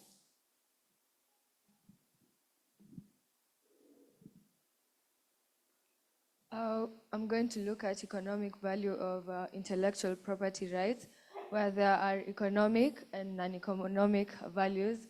Economic values, there's commercialization of IP rights, where you turn your intellectual property rights into an asset. There's ownership of an owner gets a financial benefits. There's also non-economic benefits, the moral rights, whereas there's the right to attribution and open source products which are open to the public.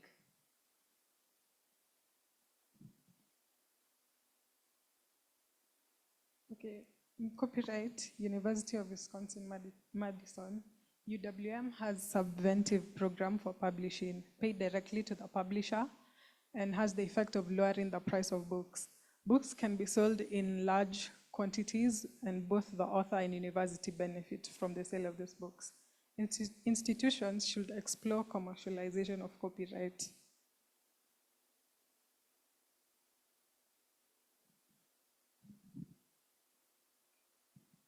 New plant varieties, the University of Nairobi bean project, 4 new bean varieties licensed to 4 different companies.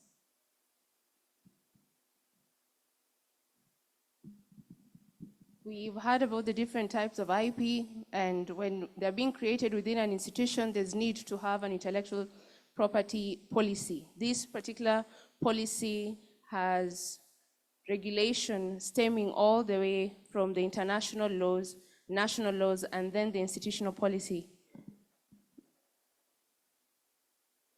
That institutional IP policy then should be able to capture all this. The image shows the elements or the parts of it and the relationship. As you can see, at the helm, we have the IP policy.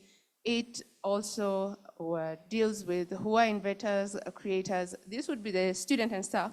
So from day staff, for example, the students and staff would be the inventors, creators. The output of the inventions or creations would be the books and music or many other things that could be created and commercialized, patents, inventions, prototypes that can be marketed. And part of the creation then must go through IP management. IP management then produces some commercial benefits which can then be shared. The IP policy will be able to stipulate how the parties involved would be able to share the benefits.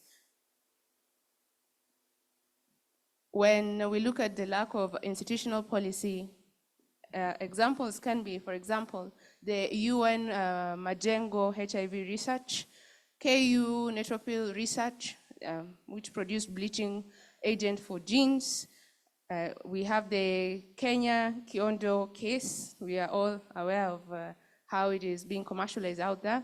And an example in Daystar will be, for example, Daystar is not gaining a bit of income from books and other IPs by students and staff as they're being developed.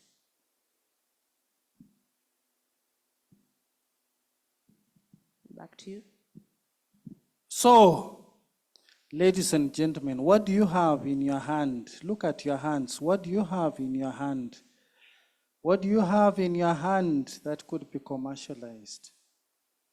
As a university has in its hands students, staff, alumni, and parents.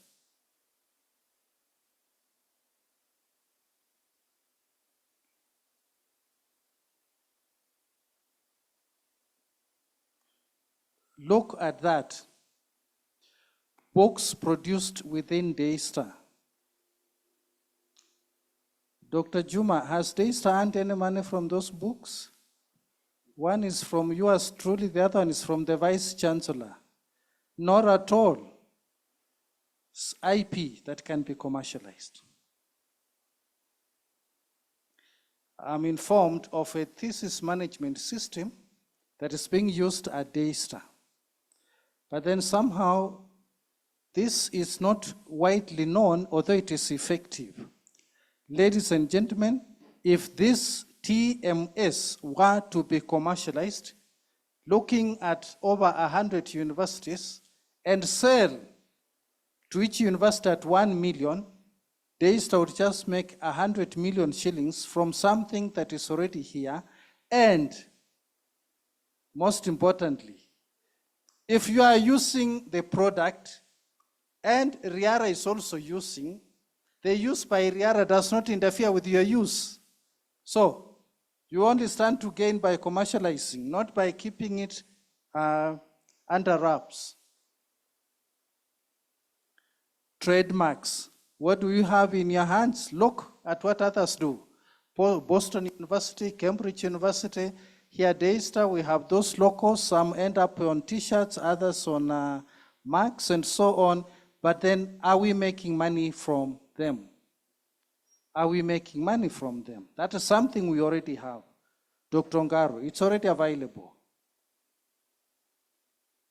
Ladies and gentlemen, about 3 weeks ago, I had an opportunity to review about 20 master's and PhD theses. In terms of trademarks and trade secrets, there was one master's thesis that tried to increase the nutritional value of mango nectar by combining it with Moringa oleifera. Now, that for the university should already be something from which they can make money. Another student researched on guava, how to improve the nutritional content of guava, again by mixing it with Moringa oleifera. In terms of patents, there was a PhD dissertation that came up with something that can be used to detect cancer cells. And it was using what we call nanotechnology, something relatively unknown, but in use all around the world. Here at Daystar, we have started a system of publicizing defenses. The moment you allow those master's and PhD defenses to be aired in public, you are not able to register IP from that because the knowledge and the information will already be out there. There is need, therefore, for Dr. Juma to find a way of screening those theses before they go for the defenses, just to be able to identify those that have some element of intellectual property. Here are your gurus on IP. It's not just me. Thank you very much, Dr. Juma. We are done. Can we get better Makofi? Because there are many. Thank you very much, our legal team and upcoming IP gurus. You've actually shown us that we are going to have very many IP experts in Kenya. So in terms of human resource, we have. In terms of innovations, we need to up our games. Thank you very much for that. We've heard about, the classification of IPs, moving from philosophies, the history starting from 1474. Wow. And we've also heard about the various types of IP. The question is, as universities, which area do you think we have been focusing on? We have traditional knowledge, industrial designs, utility models, trademarks, copyrights, trade secrets, geographical. What were they? So which ones do we focus on as a university? Which one have we been focusing on? For those who are in the room. We focus on copyrights, isn't it? We do research and we don't do enough, but if we happen to do anything, we do copyrights, yeah, of our, when we do our publications of books and papers that we publish in journals. And we need to go beyond that, so we've been reminded about that. We've heard about the economic value of IP rights, and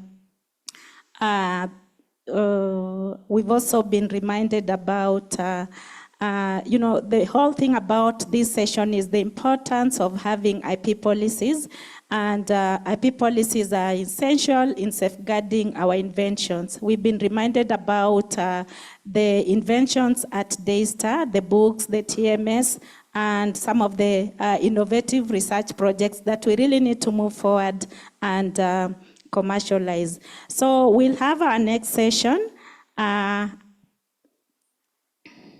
Will be taken through the role of intellectual property management officers and TTOs by Mr. Sylvan Sange. As he comes forward, I'll just give a bit of bio about Sylvan Sange. Mr. Sange is an experienced IP specialist with over 30 years of expertise in the field. He holds a bachelor's degree in both physics and law from the University of Nairobi, along with master's degree in IP from University of New Hampshire in the USA. He trained as a research scholar in analytical chemistry at a university in USA, and further enhanced his technical knowledge and research capabilities through that. Through his career, Mr. Sange has held several key leadership roles in intellectual property. He served as a managing director and Register of Trademarks at the Kenya Industrial Property Institute, KIPI, where he made significant contributions to the intellectual property frameworks in Kenya. Prior to this, he worked for 22 years at KIPI, including 10 years as Deputy Managing Director in charge of technical services, a trademark examiner and patent examiner, where he plays an instrumental role in advancing institution mission. Mr. Sange has also shared his expertise in IP as a speaker in numerous local and international forums. He has presented at national institutions like Law Society of Kenya, Kenya School of Law, Kenya National Defense College, among others. And we've also met him in other forums, facilitating for WIPO. So welcome, Mr. Sange.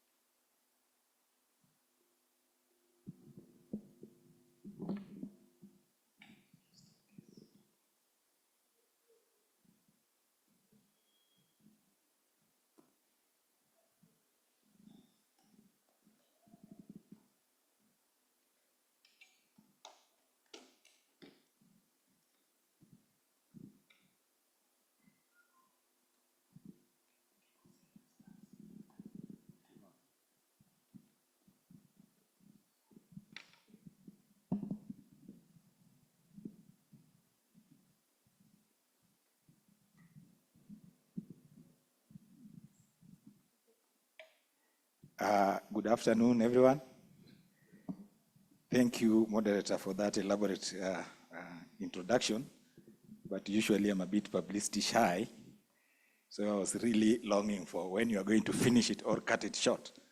So Sylvan Sange, and as you've been told, I've been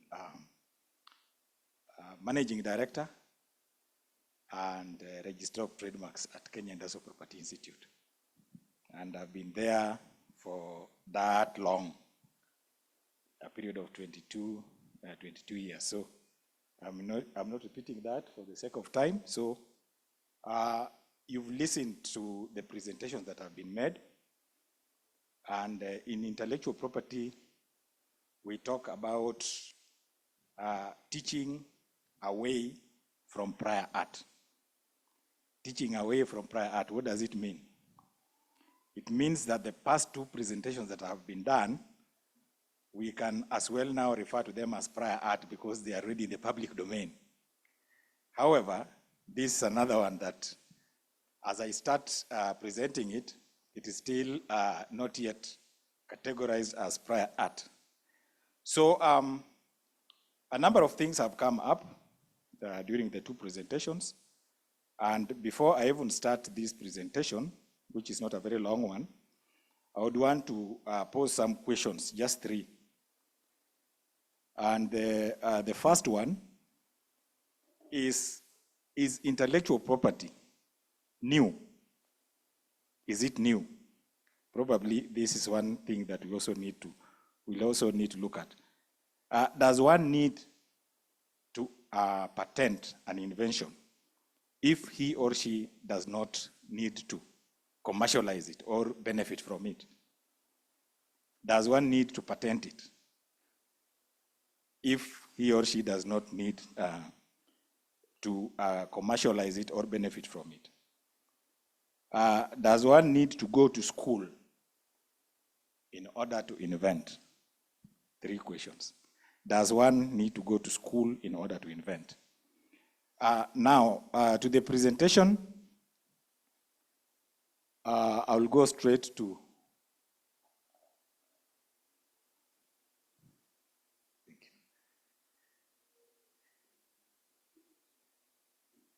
identification, registration, and protection. This is a whole spectrum that actually puts intellectual property into context.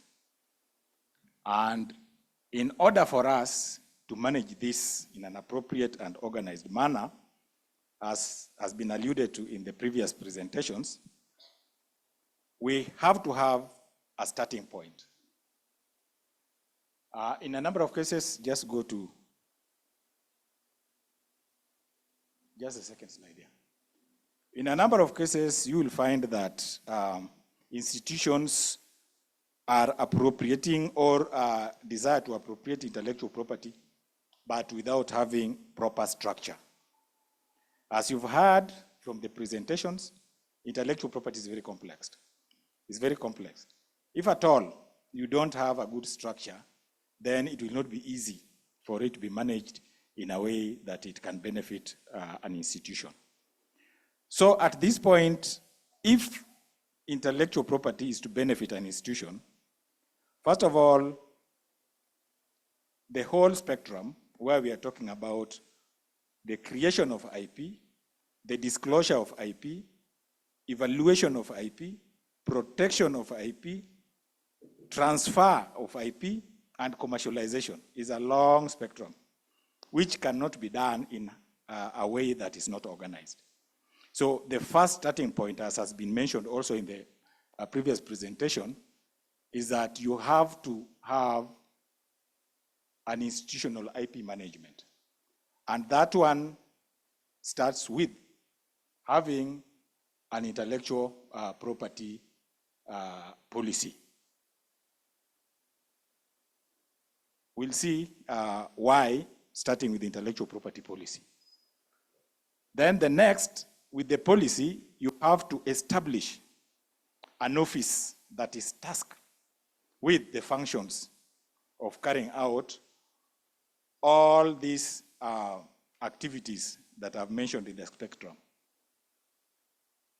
Upon establishing that office, somebody well-trained, as you've heard again, somebody well-trained has to be appointed.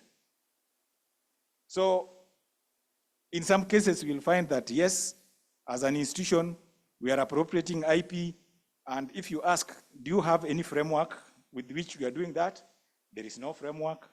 Somebody has just been identified adversely to be the person in charge of all that in the name of intellectual property management officer, who then can only do the daily troubleshooting in areas of IP, but cannot strategize. If you fail to have a proper strategy for IP, then realization of the benefit at the point of commercialization cannot work. So if you have that policy, what's the purpose of the policy? First of all, it sets obligation on the employer and the employee. A number of functions have also been mentioned in the previous presentations, and it creates a very clear ownership, incentives, confidentiality, publication, and all this between the creators and the institution. And more importantly is the third one, where it addresses social commitments, such as dissemination of knowledge and technology for the public. So if you look at that, basically, can give you a feel as to why, in order to appropriate in intellectual property, you need to start from the policy. Now, when it comes to the establishment of an IP management office or technology transfer office, then these are the functions of that office. Creation of awareness is key. That one cannot be overemphasized.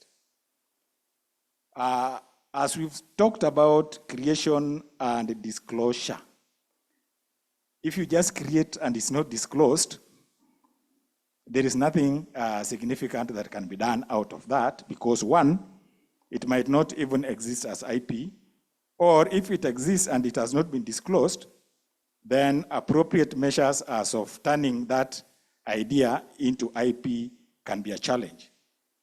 So you can see it is through this office that relationship between creators and the institution will be managed.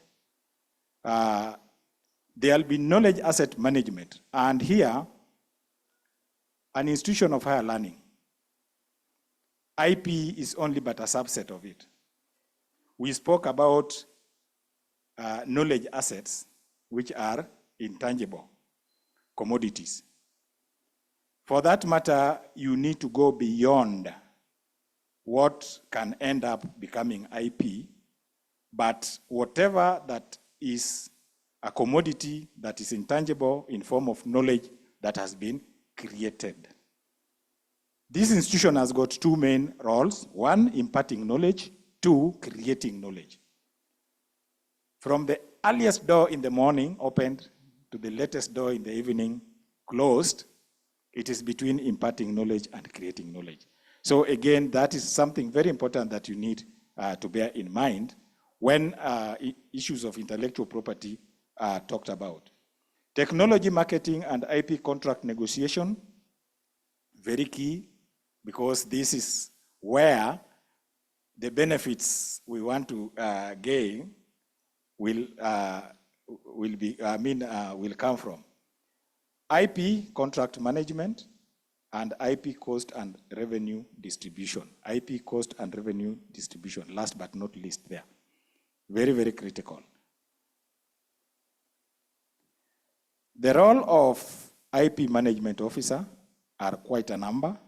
First of all is coordination of IP matters, and specifically as they are listed here. And I would pick that one of provide all the employees with copies of that IP policy that has been created. Because when an employee comes, there are the rights and obligations of that employee in that institution.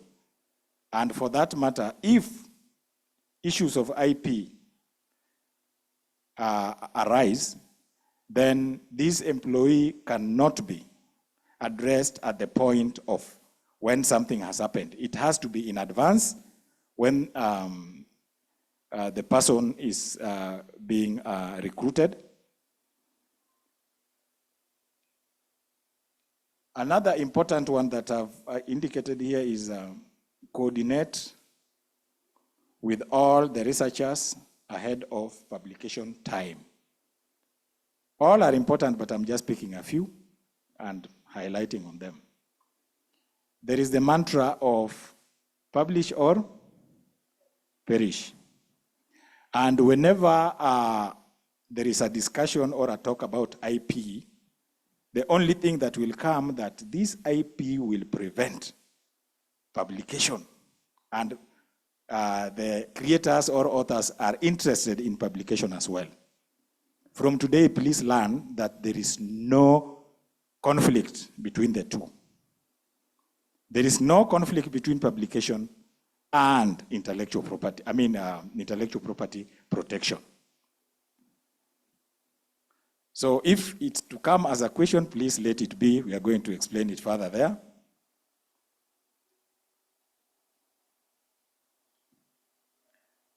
Still on the role of the IP officer, there is that one of set the IP evaluation criteria for the committee. A committee has to be set, and this evaluation stage is very important because here is where what one deems to be an IP can be evaluated and be confirmed that yes, it is, together with what interests arise from that, including if it has to be taken forward in terms of protection and the rest. So that is very, very important. And in this case, a university which works across all the areas of research, you may not have one all-encompassing committee, but from time to time, a relevant committee can be constituted to do that work. If it is like KEMRI, which is doing health research, then a committee like that can be made permanent because it's just made of researchers and the relevant people that are supposed to be part of that. But please note, when a committee like that is being made, let us think widely and get to know that intellectual property is a multi-sectoral concept. It brings law, it brings science, it brings business and marketing and all this together. At times, I do refer to that as intellectual property triple helix, where you have to get the three together.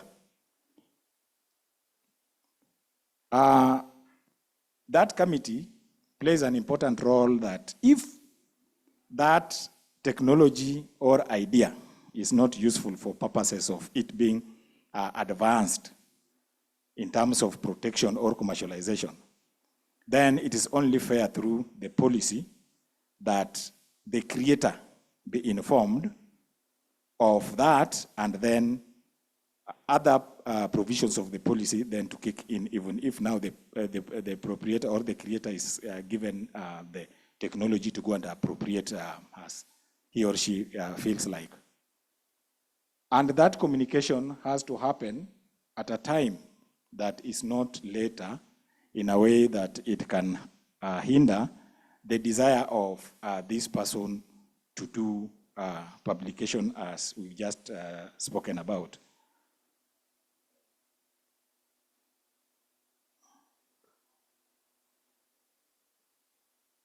So the review of all MOUs with other institutions, this is something that is critical because when we spoke about collaboration, research, and joint inventorship and the rest, you will find that a number of cases will have been underpinned in agreements or contracts. And therefore, for that matter, these are instruments that have to be kept alive so that nothing is lost in terms of them not being updated. So renegotiate the possible, where possible, with the collaborators in order to include the interests of the institution. Now, in that case, giving emphasis to the role of this particular person with respect to the interest of the institution. So up to that point, I think I've highlighted just a few things to add on to what my previous colleagues have presented. But now I think the best point now that we are going to, the best area that we are now going to touch is where we are going to look at this in a little bit more practical. Assume now that you've come up with an IP or something that looks like an IP. The institution or the university has got the policy. That IPMO or technology transfer office is existing, and that office has got staff. Now, only what you are left with is that if you appreciate the provisions of that policy, then upon coming up with something that you feel has got the likelihood of becoming an IP, then we start with that creation, then we go to disclosure. Disclosure is very important. You will have to disclose it. And if you disclose it in the right place, like that IPMO, the office, then you will be assured that your rights, even before protection of that useful idea, will be taken care of. So basically, if it is to be protected, the first starting point is, first of all, to identify what it is. And if you want to identify what it is, first of all, you will have to check whether it meets the aspects of the intellectual property that have all been mentioned here, including the good students who have gone on each item. So intellectual property search is very important, because when you come across what you feel is eligible to become IP, then the second thing is, where necessary, you can do a search to find out whether indeed this is an aspect of IP. These searches can be done at the IP office. They can be done at the IP office. And also nowadays, international websites like Google's and whatever can assist you in doing that. So again, it's not just something that is tied to the IP office. Then you need to prepare a document that will carry that information that you deem to be protectable.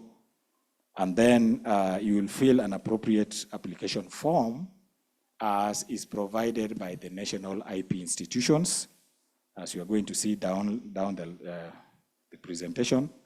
Then these duly filled forms will be presented to those IP offices. Here in Kenya, we have a number of institutions that are doing this registration. KIPI is one of them, a creation of an Act of Parliament Industrial Property Act 2001. We have Kenya Copyright Board, which also deals with the Copyright Act. Which also deal with copyright matters and establishment of Copyright Act of 2001. Anti-counterfeit agency or authority. At the moment, I think it's called authority, which deals with the matters of enforcement. This word enforcement has been modernized a bit in the intellectual property arena, and nowadays it is referred to as building respect for intellectual property. Please note that when you get building respect for intellectual property, it means enforcement of IP. Then we also have Kenya Plant Health Inspectorate Service, KEFIS, which deals with new plant varieties.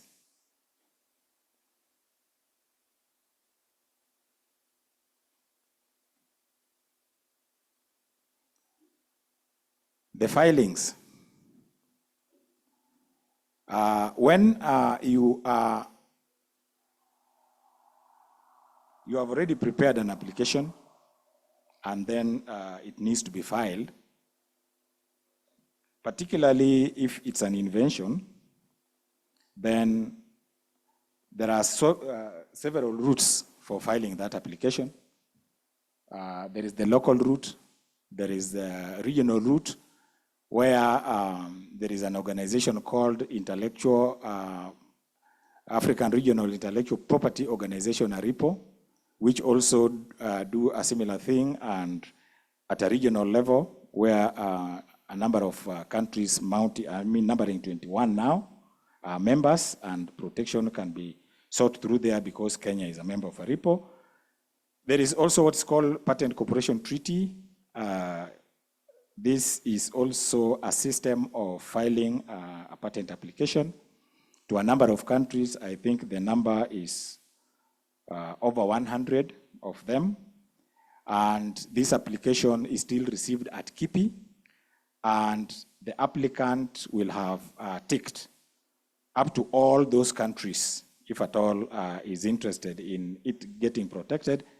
Remember in the first presentation, it came out that intellectual property protection is territorial, and therefore you cannot just say that if it's done here in Kenya, then it enjoys protection the world over. That's not true.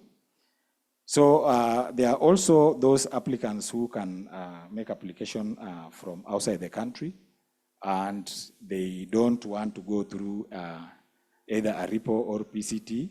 Those ones will come directly from wherever they are to KIPI, but there is a legal requirement that they would not access KIPI directly. They'll have to go through local patent agents or attorneys. This is not a point that I'll belabor on. A number of times it has been mentioned what all these are, but I put it here for the purposes of leading us to the next slide, where we are talking about how to identify an invention. This information is important because I remember even a presentation by Dr. Bolo had talked about invention, not invention, but innovation and research. So research cannot be pegged only on the innovation element. It can also have the inventions. And to appreciate this, you will find that if you want to ascertain that the idea you've come up with has got some likelihood of an invention, then all these are any of them that can indicate to you that there is actually an invention.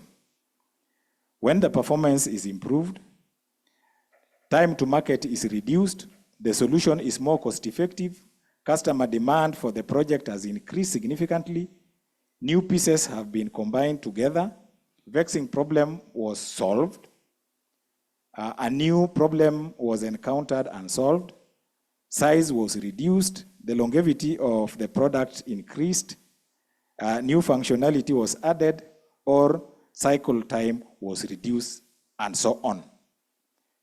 Here, if you look at now what has been put here and what Professor started with as of what you have and how you enjoy them, you will think historically of the first device for communicating between point point A, point B.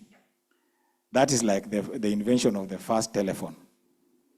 If you look at the generation and what has happened through innovation and patenting, takes you now to what you have as a high-tech mobile phone handset that you have. If it were not for continuous researching and innovating and even inventing, we could have still had that very, very fast invention of a telephone as it had been invented. What about computers? At one point, we learned in school that it started with a hard drive of the size of this whole hall here. And through continuous research, innovation, and more inventions, I tell you that the size of a hard drive in a mobile phone handset is bigger than what used to be covered by the whole of this room size in terms of wiring and everything. So again, that is something very, very important that you need to take into account. Now, assuming that this idea that you've come up with is new, is challenging, and is useful, then that idea qualifies for what is called an invention. As it was defined earlier, I would just put it that an invention is a solution to a specific problem in the field of technology, or a technical solution to a specific problem. A technical solution to a specific problem. So that's an invention. And therefore, for that matter, inventions are protected by grant of a patent. Here is a small procedure for filing that invention if you want to be granted a patent. But the main thing that I would want to point out here is that you have to do it in a prescribed manner where you fill a form. A form has to be filled, and in that case, the form, if you look at the information that is provided to the public by the Industrial Property Institute, the form is referred to as IP3 form. I added this. Oh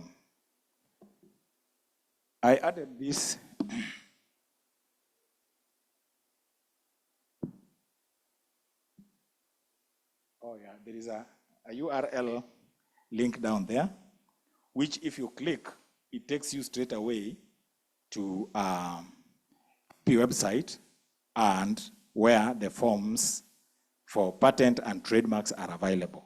So if you just click it, even if I click it here, it will do that. So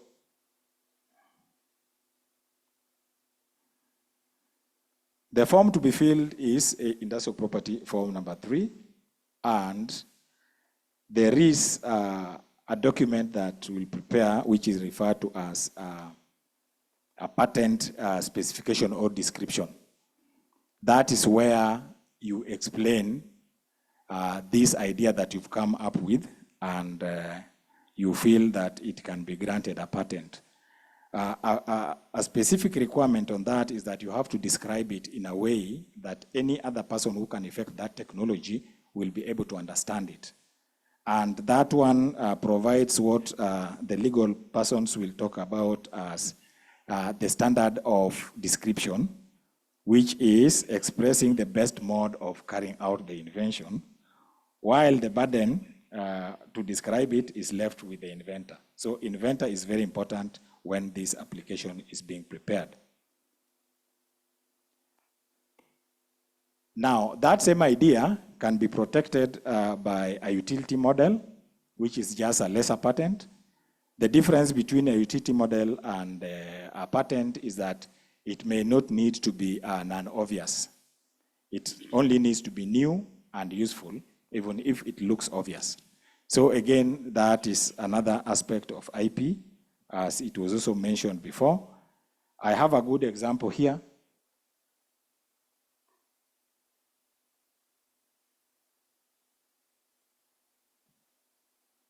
It has not shown the picture.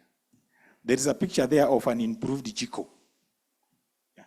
There's a picture there of an improved Jiko, which is not really an invention, but is a utility model because it is new, although it looks a bit obvious, but it's useful in the sense that it can be produced in an industry. You remember that Jiko that the inside where to place the charcoal is made of clay, as opposed to just a mabati sheet that is held and placed there. So that is the one that I had here as an example. And the procedure for registering a utility model is not different from that of a patent. Yeah, and in most cases, when you are applying for an invention to be protected, the advice is that don't settle on utility model right away. Start with a patent, because if it doesn't meet the patentability requirement, which is something that can only be determined by the IP office, then you'll be advised to register the same as utility model. A patent is granted, utility model is registered. So again, that's a good point to note. Industrial design also had been mentioned here, and the definition, or rather, those are the characteristics of industrial design. And I have some, oh, this thing is not showing any picture at all, okay. But they are here in this slide, you are going to see them. It's just a shape of an object that is attractive to a customer in terms of just the visual appearance. It doesn't need to be functional. If it's functional, then it's not an industrial design. That one, the functionality has to take it to the patent side.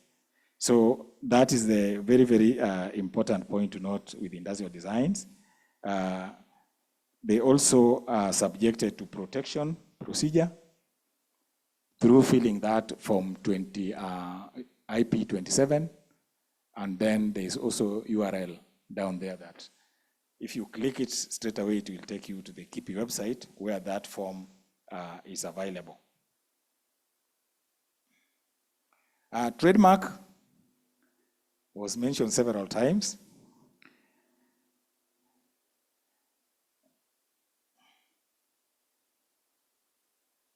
Again, unfortunately, all the figurative slides are not being reflected there. So the word trademark, you can understand it having two terms, trade and mark. A symbol in business, a symbol in business, business symbol, trademark. And for that matter, you will start with a symbol and then do what is required to make it a trademark by promoting it, advertising it, and marketing it so that a section of the consumer will perceive it as an identifier for a certain product or service. The trademarkness is from the perception of the consumer, not the intention of the owner. You might be thinking that your symbol is serving as a trademark outside there, yet no consumer knows anything about it. Slogans as marks.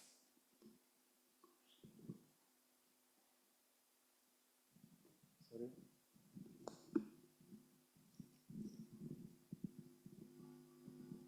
Slogans can also be used as marks, as you can see. I have quite a number of them here. Some of them you can associate with. The Pride of Africa, for example, I never finished. The Pride of Africa, for example, Seriously Kenyan. All these are elements that can be, statements that can be protected as trademark. What is important about them?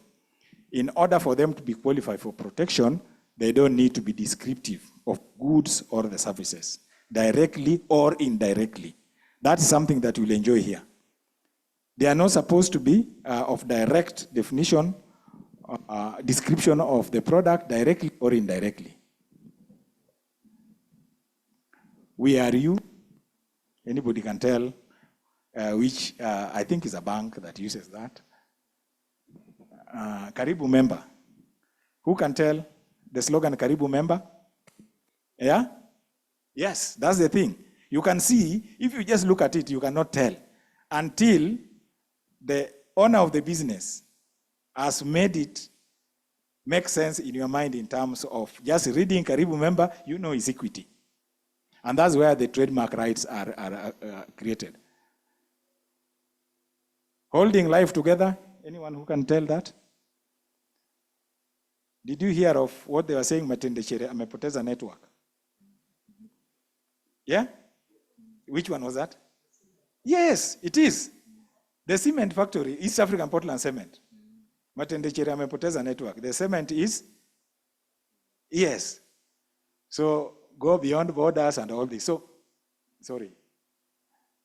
Those are slogans which qualify to be registered as trademark. And I think maybe Daystar University also has a slogan. That slogan does not need to be descriptive. So this is the procedure for registering the trademark. Copyright, also, as you are informed,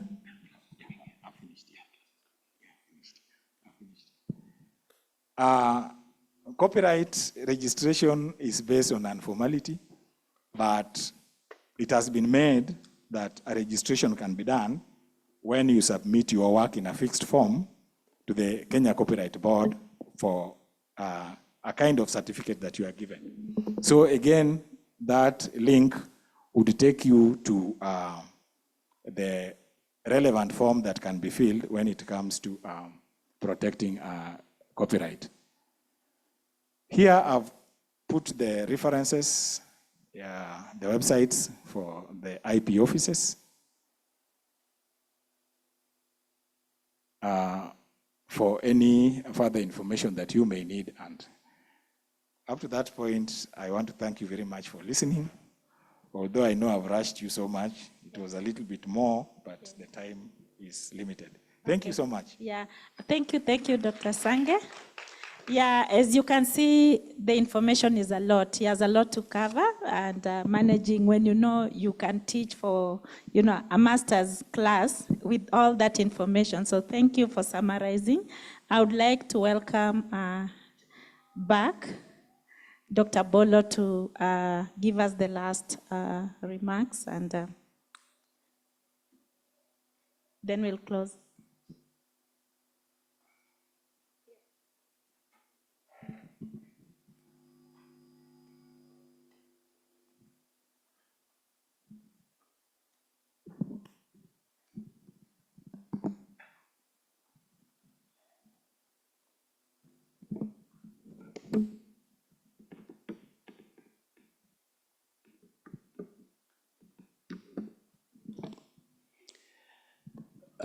Thank you very much, Director of Ceremonies, for allowing me back on stage. Ladies and gentlemen, I am going to take this presentation being conscious that we are way late than we should be. So as it comes up, I will try to move it at a pace that will not keep us here longer than we ideally should be. So my next presentation is going to look at issues around technology transfer and IP management as they relate as well to commercialization of the different IPs that we have been talked to about. I mentioned in the earlier presentation the twin challenge that is facing our universities today. That on one hand, they are being asked to generate more funds to fix in the budget deficit that comes from limited funding from government. But on the other side, they are also being asked to commercialize or produce goods that are of a public goods nature. Not yet. Okay. So anyway, that is the outline of my presentation. I'm going to talk briefly about the Twin Challenge, and I have started doing that. How do we engage with actors beyond our traditional partners, the academia and non-academic partners? What does the institutional architecture of commercialization look like? And my colleague has just given an outlay of that, so I will be very brief on that. I will talk briefly about the different commercialization pathways, but also a bit of ideological tension that exists within our universities. And then I will look at some ways in which we can promote innovation, entrepreneurship, and commercialization in our universities. Let's go, please.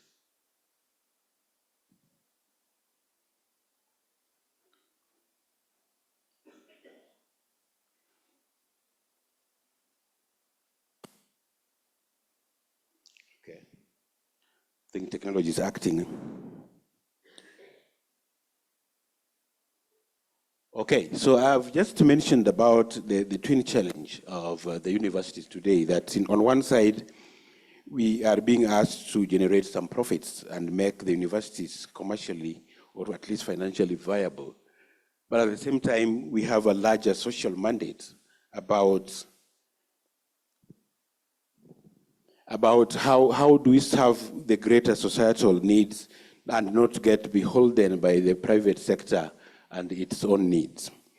And so you find a situation where the universities today, we have the difference between what we produce at the universities that lies a lot of times in our libraries and shelves and what the industry requires. And if you talk to a number of people out there in the industry, they will tell you that what I call the knowledge market exists. The question is, how do we configure it and how do we exploit it? And so if we are going to do that, then I think I'm going to make the case here that we need to work very closely with our non-traditional partners. And those of us within the academia must begin then to initiate and champion joint R&D projects with other actors within the innovation system. And if you are a researcher within the university, then we must think about how do we deal with contract research? How do we attract and deliver on consultancies to whoever really needs them? Now, this gentleman here is one that is struggling out here, the private sector. But a lot of times, we don't have mechanisms of engaging them. And they are out there crying sometimes for the knowledge that we have sitting within our universities. But we also need now to think about how do we engage them? What are the mechanisms, for example, that DASTA has put in place to make sure that you reach out to your constituents? I think that is something that needs to be considered and considered seriously. Now, I did mention about the tensions within the university. Basically, that on one hand, we are used to the university being funded by taxpayers' money to be producing what we call public goods. But at the same time, we are also being told that we need to protect the IP that comes out of that research and then commercialize it. And as such, within the same university and the same department sometimes, you have these two sets of ideologies sitting side by side. And a lot of times that creates a bit of tension that needs to be addressed. Now, this is fairly simple. I did say that as the university's third mission, now universities are including in the institutional fabrics words like innovation. So we have DVC innovation, DVC entrepreneurship, DVC community outreach, DVC extension, call it whatever it is. But the point is that the universities have recognized that for them to serve the community better, there needs to be a third mission that is added to teaching and research. So you need to be attuned as a university about your local constituents and the people that exist where you work. But that has not always been easy. We have the universities expected to generate and transfer knowledge. And as such, a typical university professor has this difficult work of having to balance between the three things. And it's not easy. Sometimes the lines are just not clear. Sometimes the allocation of the division of time is just itself a problem. And so those are some of the things that as universities we must begin to think about. Now, it's not an easy task. We say commercialize, and our IP policies at the institutional level emphasize that quite a bit. But as you can see, it is a heavy load to lift. It's not going to be so easy. I think Sylvans and Prof already talked about the supportive innovation infrastructure within our universities, and we need to be careful that we can be able to support those. I was happy when the earlier speaker spoke about the university outlook and said that there's an innovation center coming up. That is exciting news because that will allow for incubation and other things to take place. It's a very long road to come from the research to innovation to commercialization, and researchers have their work cut out if you come to think of it. And we must know how do we leverage government funding to be able to move this process from research to innovation and then to commercialization as well. Now, the commercialization infrastructure has been dealt with in terms of the TTOs and IPMOs. I do not want to belabor that point. I think Sylvans has done justice to that particular slide, and so you'll allow me to move to the different pathways for commercialization. And I think it is Prof who may have mentioned some of those pathways that exist. And one of them, of course, is assignment. Essentially, selling the IP wholesome to an interested investor. Okay. You could also take the route of licensing, and I did mention about biofix, for example, from the University of Nairobi, and there are a number of other such opportunities as well. And you can do licensing in several ways. You can give an exclusive license, a non-exclusive one, a sole one, or sometimes you can actually license to multiple partners, as was mentioned in the case of the bean variety in Nairobi. Joint ventures and partnerships have been mentioned. I don't need to go too much about that, but you can do a joint venture at any stage of the research process. So you just need to know at what part of that tree are you going to target. Franchising, the most known example over the world is, of course, McDonald's and their burgers. But then you can't do that in almost every sector and in almost every product as well. We need to have our institutions beginning to support students, and I'm glad that there are students in the room, and Prof already brought in some upcoming gurus. I'm making a case for you that we need to have you supported within the university systems, because there are entrepreneurship societies. Did power go? Oh, thank you. There are those societies of students that we need to be careful about, but also let us not forget about our postgraduate students, because a lot of times we talk about students, we focus a lot more on the undergraduate students, but the postgraduate student is always forgotten. Because when you even talk about allowing them for internships and those kind of things, we don't actually have many opportunities for postgraduate students to do the same. So we need to encourage and support them as well. I said I'm very glad about the Innovation Center coming up, because we need incubation centers to hold these people. We hold their hands and a number of things until they're able to move out of those innovation places. Alumni engagement, again, Prof came through with that, so I will not overemphasize, but we need to make sure that the community that we have brought out, they are very loyal, they are also very knowledgeable, and they have serious networks. So we need to keep our alumni fairly close to us if we're going to succeed in the commercialization journey. I think there was an issue again, or talked about the sharing formula. If we have an invention or an IP asset that is being commercialized, how much am I going to get? That is what the student is asking. That is what the researcher is asking. And therefore, we need to have a formula that is beneficial and acceptable, agreeable to all. The business community, we need to engage with our private sector people, and there are a number of ways of doing this. We can engage them in the governance of the universities.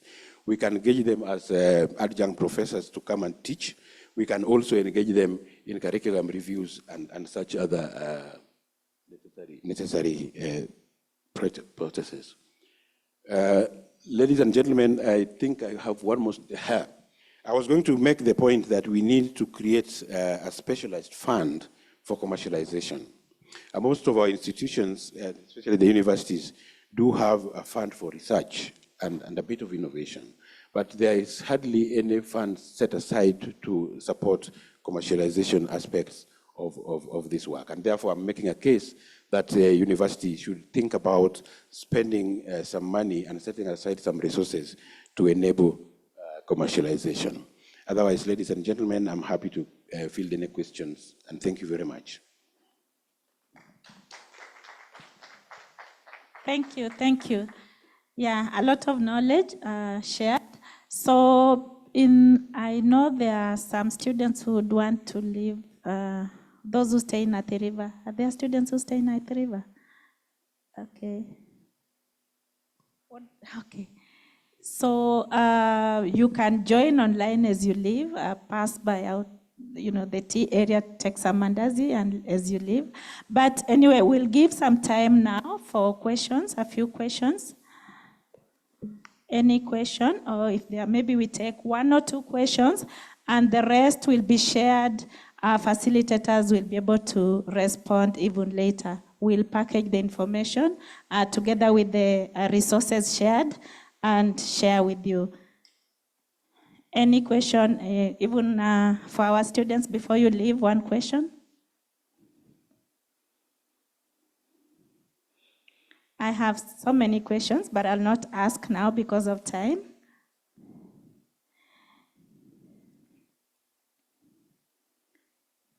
Okay, if there's no question, I assume, we've understood. I'll not share the key points, but I have a lot of them. I'll share online. So at this juncture, I'll welcome our acting DVC who has joined us. He was very busy today, just to share a few words.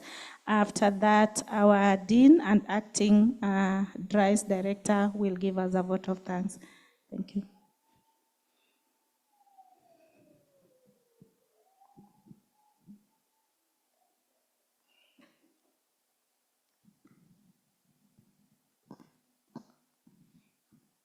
Good afternoon. Is it good evening? Yes, it's a joy to be here this afternoon. Sorry, I've just slipped from another meeting where we've been. We are doing the strategic plan so that we can be strategic as we move to the future. And I think IP is one of the areas that we are focusing on. So I want to thank our presenters, starting with our Reverend. I've seen our event mover, Dr. Juma, Dr. Ayuya, Professor Boen, Professor Dr. Manuel Kesa, Mr. Senge, and Ms. Dr. Boro. I think it's the one I have found. And I really liked your way of presenting. Those images, I've learned something. That I don't have to write so many PowerPoints. I can just use one image or one picture and it gives. Did you like that? Yeah, I think it's a new way of presenting, which is, by the way, when you talk about intellectual property, probably you should also be, thinking about IP in that area, because it's a new way of presenting. So we are I would say we are very happy as a university, and for us, because of time, really want to encourage. I was expecting this room would be full, but it also represents the Kenyan mindset of how we value intellectual property and whether it's really an issue in this country. Kenya is doing very, very poorly in terms of research, innovation, IP, and commercialization. We thank God that with organizations like Kenya and several universities, we have started to pick that. And so, but it's all an issue of mindset. It's an issue of mindset, and we think we need to shift our mind from where we are so that, again, we can be able to focus on the right thing. We need to move away from just doing research. And really, you look at our universities and you see that's what is happening. We have a lot of research in the libraries. We have a lot of research even in our computers. But can we translate? Hello? Can we translate that research into innovations? And then, like what he has said, and I'm sure Professor here has talked about, commercialization. We need to go beyond. Last year, I went to several universities in India. One of them is IT Madras. And do you know that at IT Madras, they have one IP, one patent per day. So they have 365 patents per year. Their plan is to have 400 patents per year. How do they do that? Well, what they do is to do research as a team, and every part of that research, before it's published, is patented. Every part of that. And then that patent eventually is bought by industries, and the professor is able to make money. Some of them were telling me that they work with a team of students. This group of students are not paid by the university.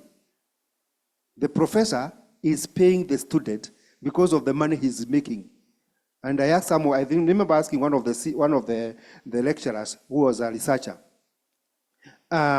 would you like to work for a private organization as a CEO? He said, no. In the university, I make more money than the CEOs around.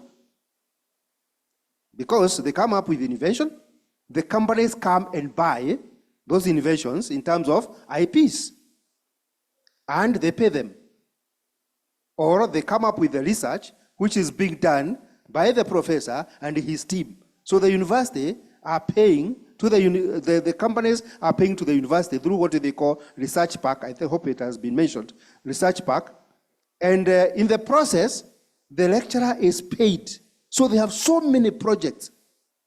But if you remember, they are not sleeping. These professors are not sleeping. They are working day and night.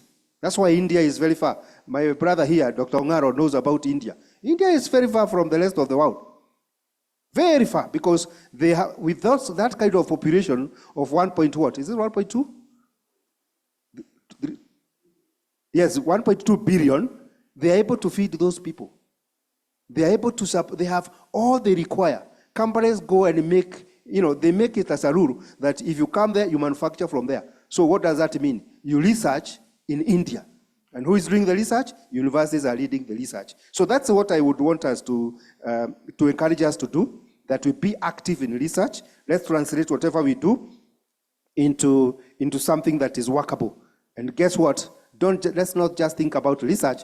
Let's think about research as something that can give us a revenue, something that can give a university a revenue, and something that can develop, can even benefit the community out there.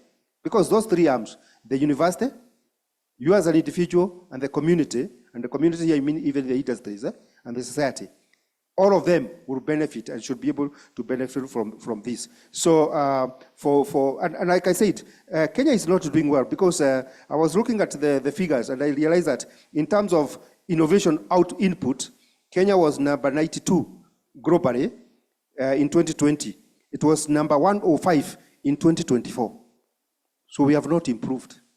And I said there is very little, with only about 13% of IP's awareness of Kenyans knowing about this IP business. So we should, I think it's a high time, and my brothers and our presenters this evening have done a good job to enlighten us on this area. So I promise that the next time you come, the DRICE, Director of Research, Innovation, and Commercialization and Entrepreneurship, will do a good job of mobilizing more people. I hope we have more online, so that really we take this. Like I said, don't see IP acquisition as only an academic thing. See it from a point of view of generating income, coming up with your own revenue, and really building yourself. And with the people like Professor Moni here, they can help you to protect your intellectual property. And I'm sure he has talked about that. So again, thank you very much. We are grateful, and we are happy that you came. And I also want to thank the student. Please, student, let me tell you, the people who make a difference in this world, it's not the mass. They're even less than 1%. Could you be the 1%? Go out and make a difference. Thank you.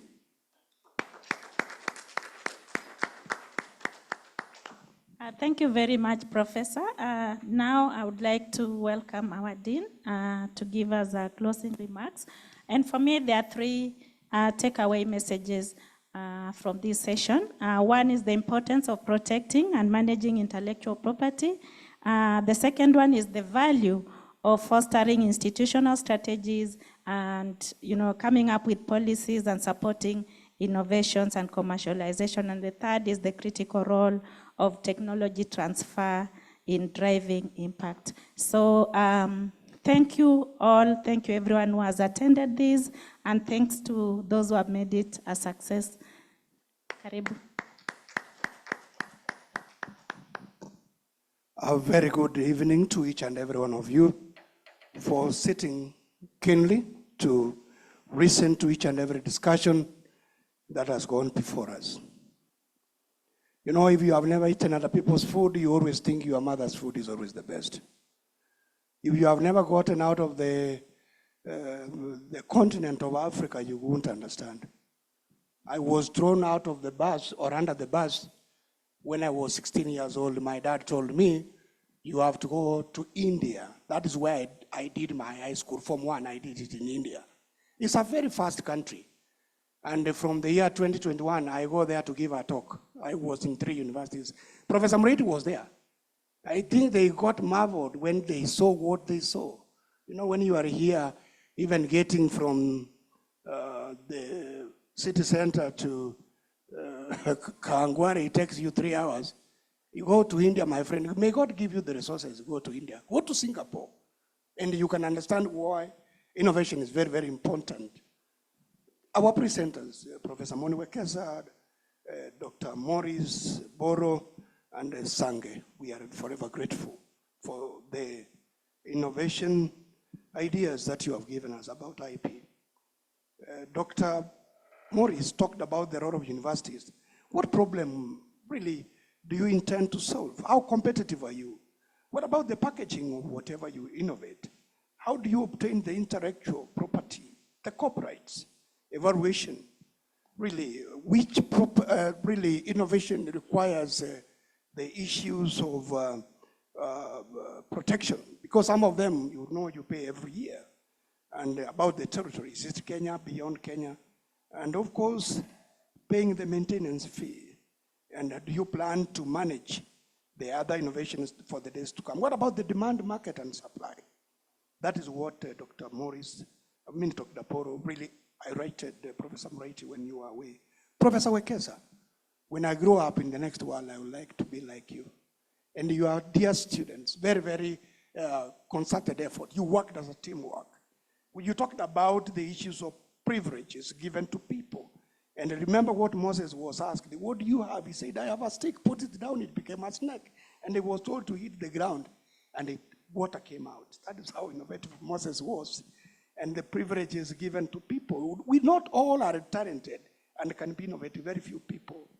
And you also talked about the issues of Western universities, which really normally impart knowledge on IP. Do we have it anywhere in our units teaching students about IP? You talked about from the year 1474 to 2024. You gave us a history, how innovation has taken place, the types of innovation, the industrial designs, the models, the trademarks, the geographical indications, and of course the trade secrets, the copyrights, the economic value, utilities, the intellectual policy, and of course the institutional policy. What did you have? We said we have students. You reminded us that we have the students who can do for us the innovations. You have the staff. People do research. Sange, you concluded by telling us about the intellectual management policy, the framework, the strategy, dissemination of knowledge. What has been really created? What about the memorandum of understanding? What about the disclosure, the identity, what it is in terms of the issues of processing and packaging? You told us it's very simple in today's world.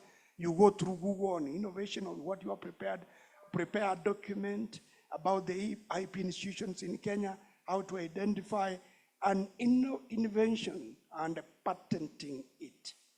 And of course, the grant procedure, and of course, the registration procedure. That is what all these three great men have taken us through. Next time, we promise that the gender balance will take place. Thank you so much, everybody, for coming, turning up.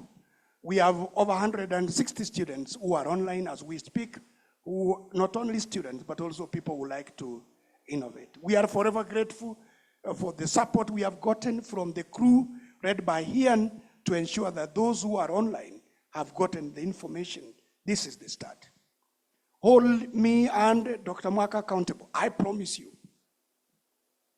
I repeat, hold me and Dr. Mwaka accountable on D-Rise. Daystar will never be the same again in the next 48 months. This will be our trial as some of us exit from this university. After serving, we would like to leave a mark. And therefore, we would like to work with our students, the faculty, staff, and those who will partner with us in a number of ways so that we can take Daystar, the community, the students, and staff to the next level. That is what we stand for. But remember, at the end of the day, the Bible says, those ones who do not labor should not eat. Professor Wekesa, you have labored.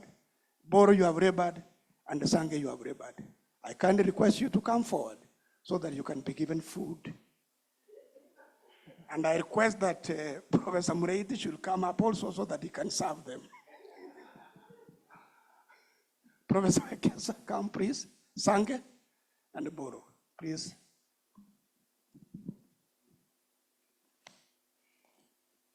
Just, we want to give you a sweet because you used your saliva to talk.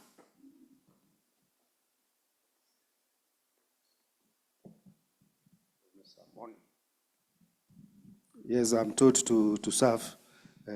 He helped to cook, so you can go and eat. Thank you, thank you.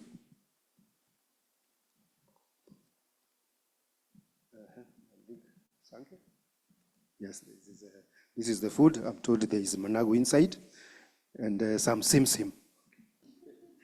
Thank you. Thank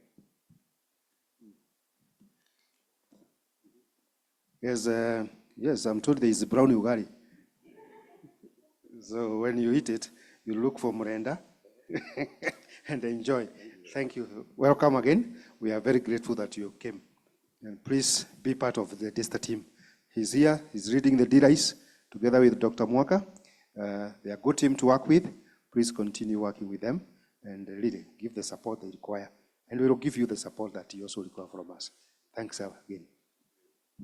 Thank you so much. We wish you all the best. Next time we will give you another goat that you will work with so that you can become part and parcel of Daystar. We are forever grateful. Ladies and gentlemen, we bring it to a closure this evening. Is there any question from our online observers? A statement, any? Ian, is there any question? Any comment? No comment. I think in some other countries, people have gone back to sleep because we are in different zones. So therefore, at this particular moment, I request that we get a word of prayer. We have lectures coming up shortly so that we can be able to depart. The chaplaincy, our brother here. Spiritual nourishment, thank you so much. And may God richly bless you. Let us be innovative. We will take Daystar. We promise you, with your support, we will take Daystar to the next level. Thank you so much. Thank you, Bonadine. We really appreciate it. May I request us to please stand so that we can do our final prayers. Thank you for being here. We hope that you've been challenged, equipped, and ready to serve God in various ways. And thank you to our speakers. Shall we pray? Lord, we thank you. We trusted and prayed when we began that you will be with us, that we'll have meaningful conversations, that you will build us, and indeed we have had. We are so grateful. And we pray as we continue as a director that, Lord, you'll give us ideas and ways of reaching out to your people so that more people will be challenged to continue serving you. And I pray as this evening, as we depart to go to our different homes, that, Lord, you'll watch over us till we meet again. We bless you, we exalt you, and we magnify your name. In Jesus' name we pray. Amen. And there's a cup of tea. Can I pray for the cup of tea? You know, Doctor is here. Let's pray for the cup of tea. Lord, we thank you for the cup of tea. May it be nourishing to our bodies. In Jesus' name we pray. Amen. God bless. Have a lovely evening and see you soon. All right. Bye, online people. Thank you for coming. We hope to share with you some notes if they will be available, but we really appreciate you coming and being with us. And I hope this is really enlightening. Tell people how. The second training is coming, and the third one, you can receive your certification once you do these 3 trainings so that you can understand what you're doing. Bye, and let us all of us spread. Thank you so much, the 170 plus who are around here. God bless you.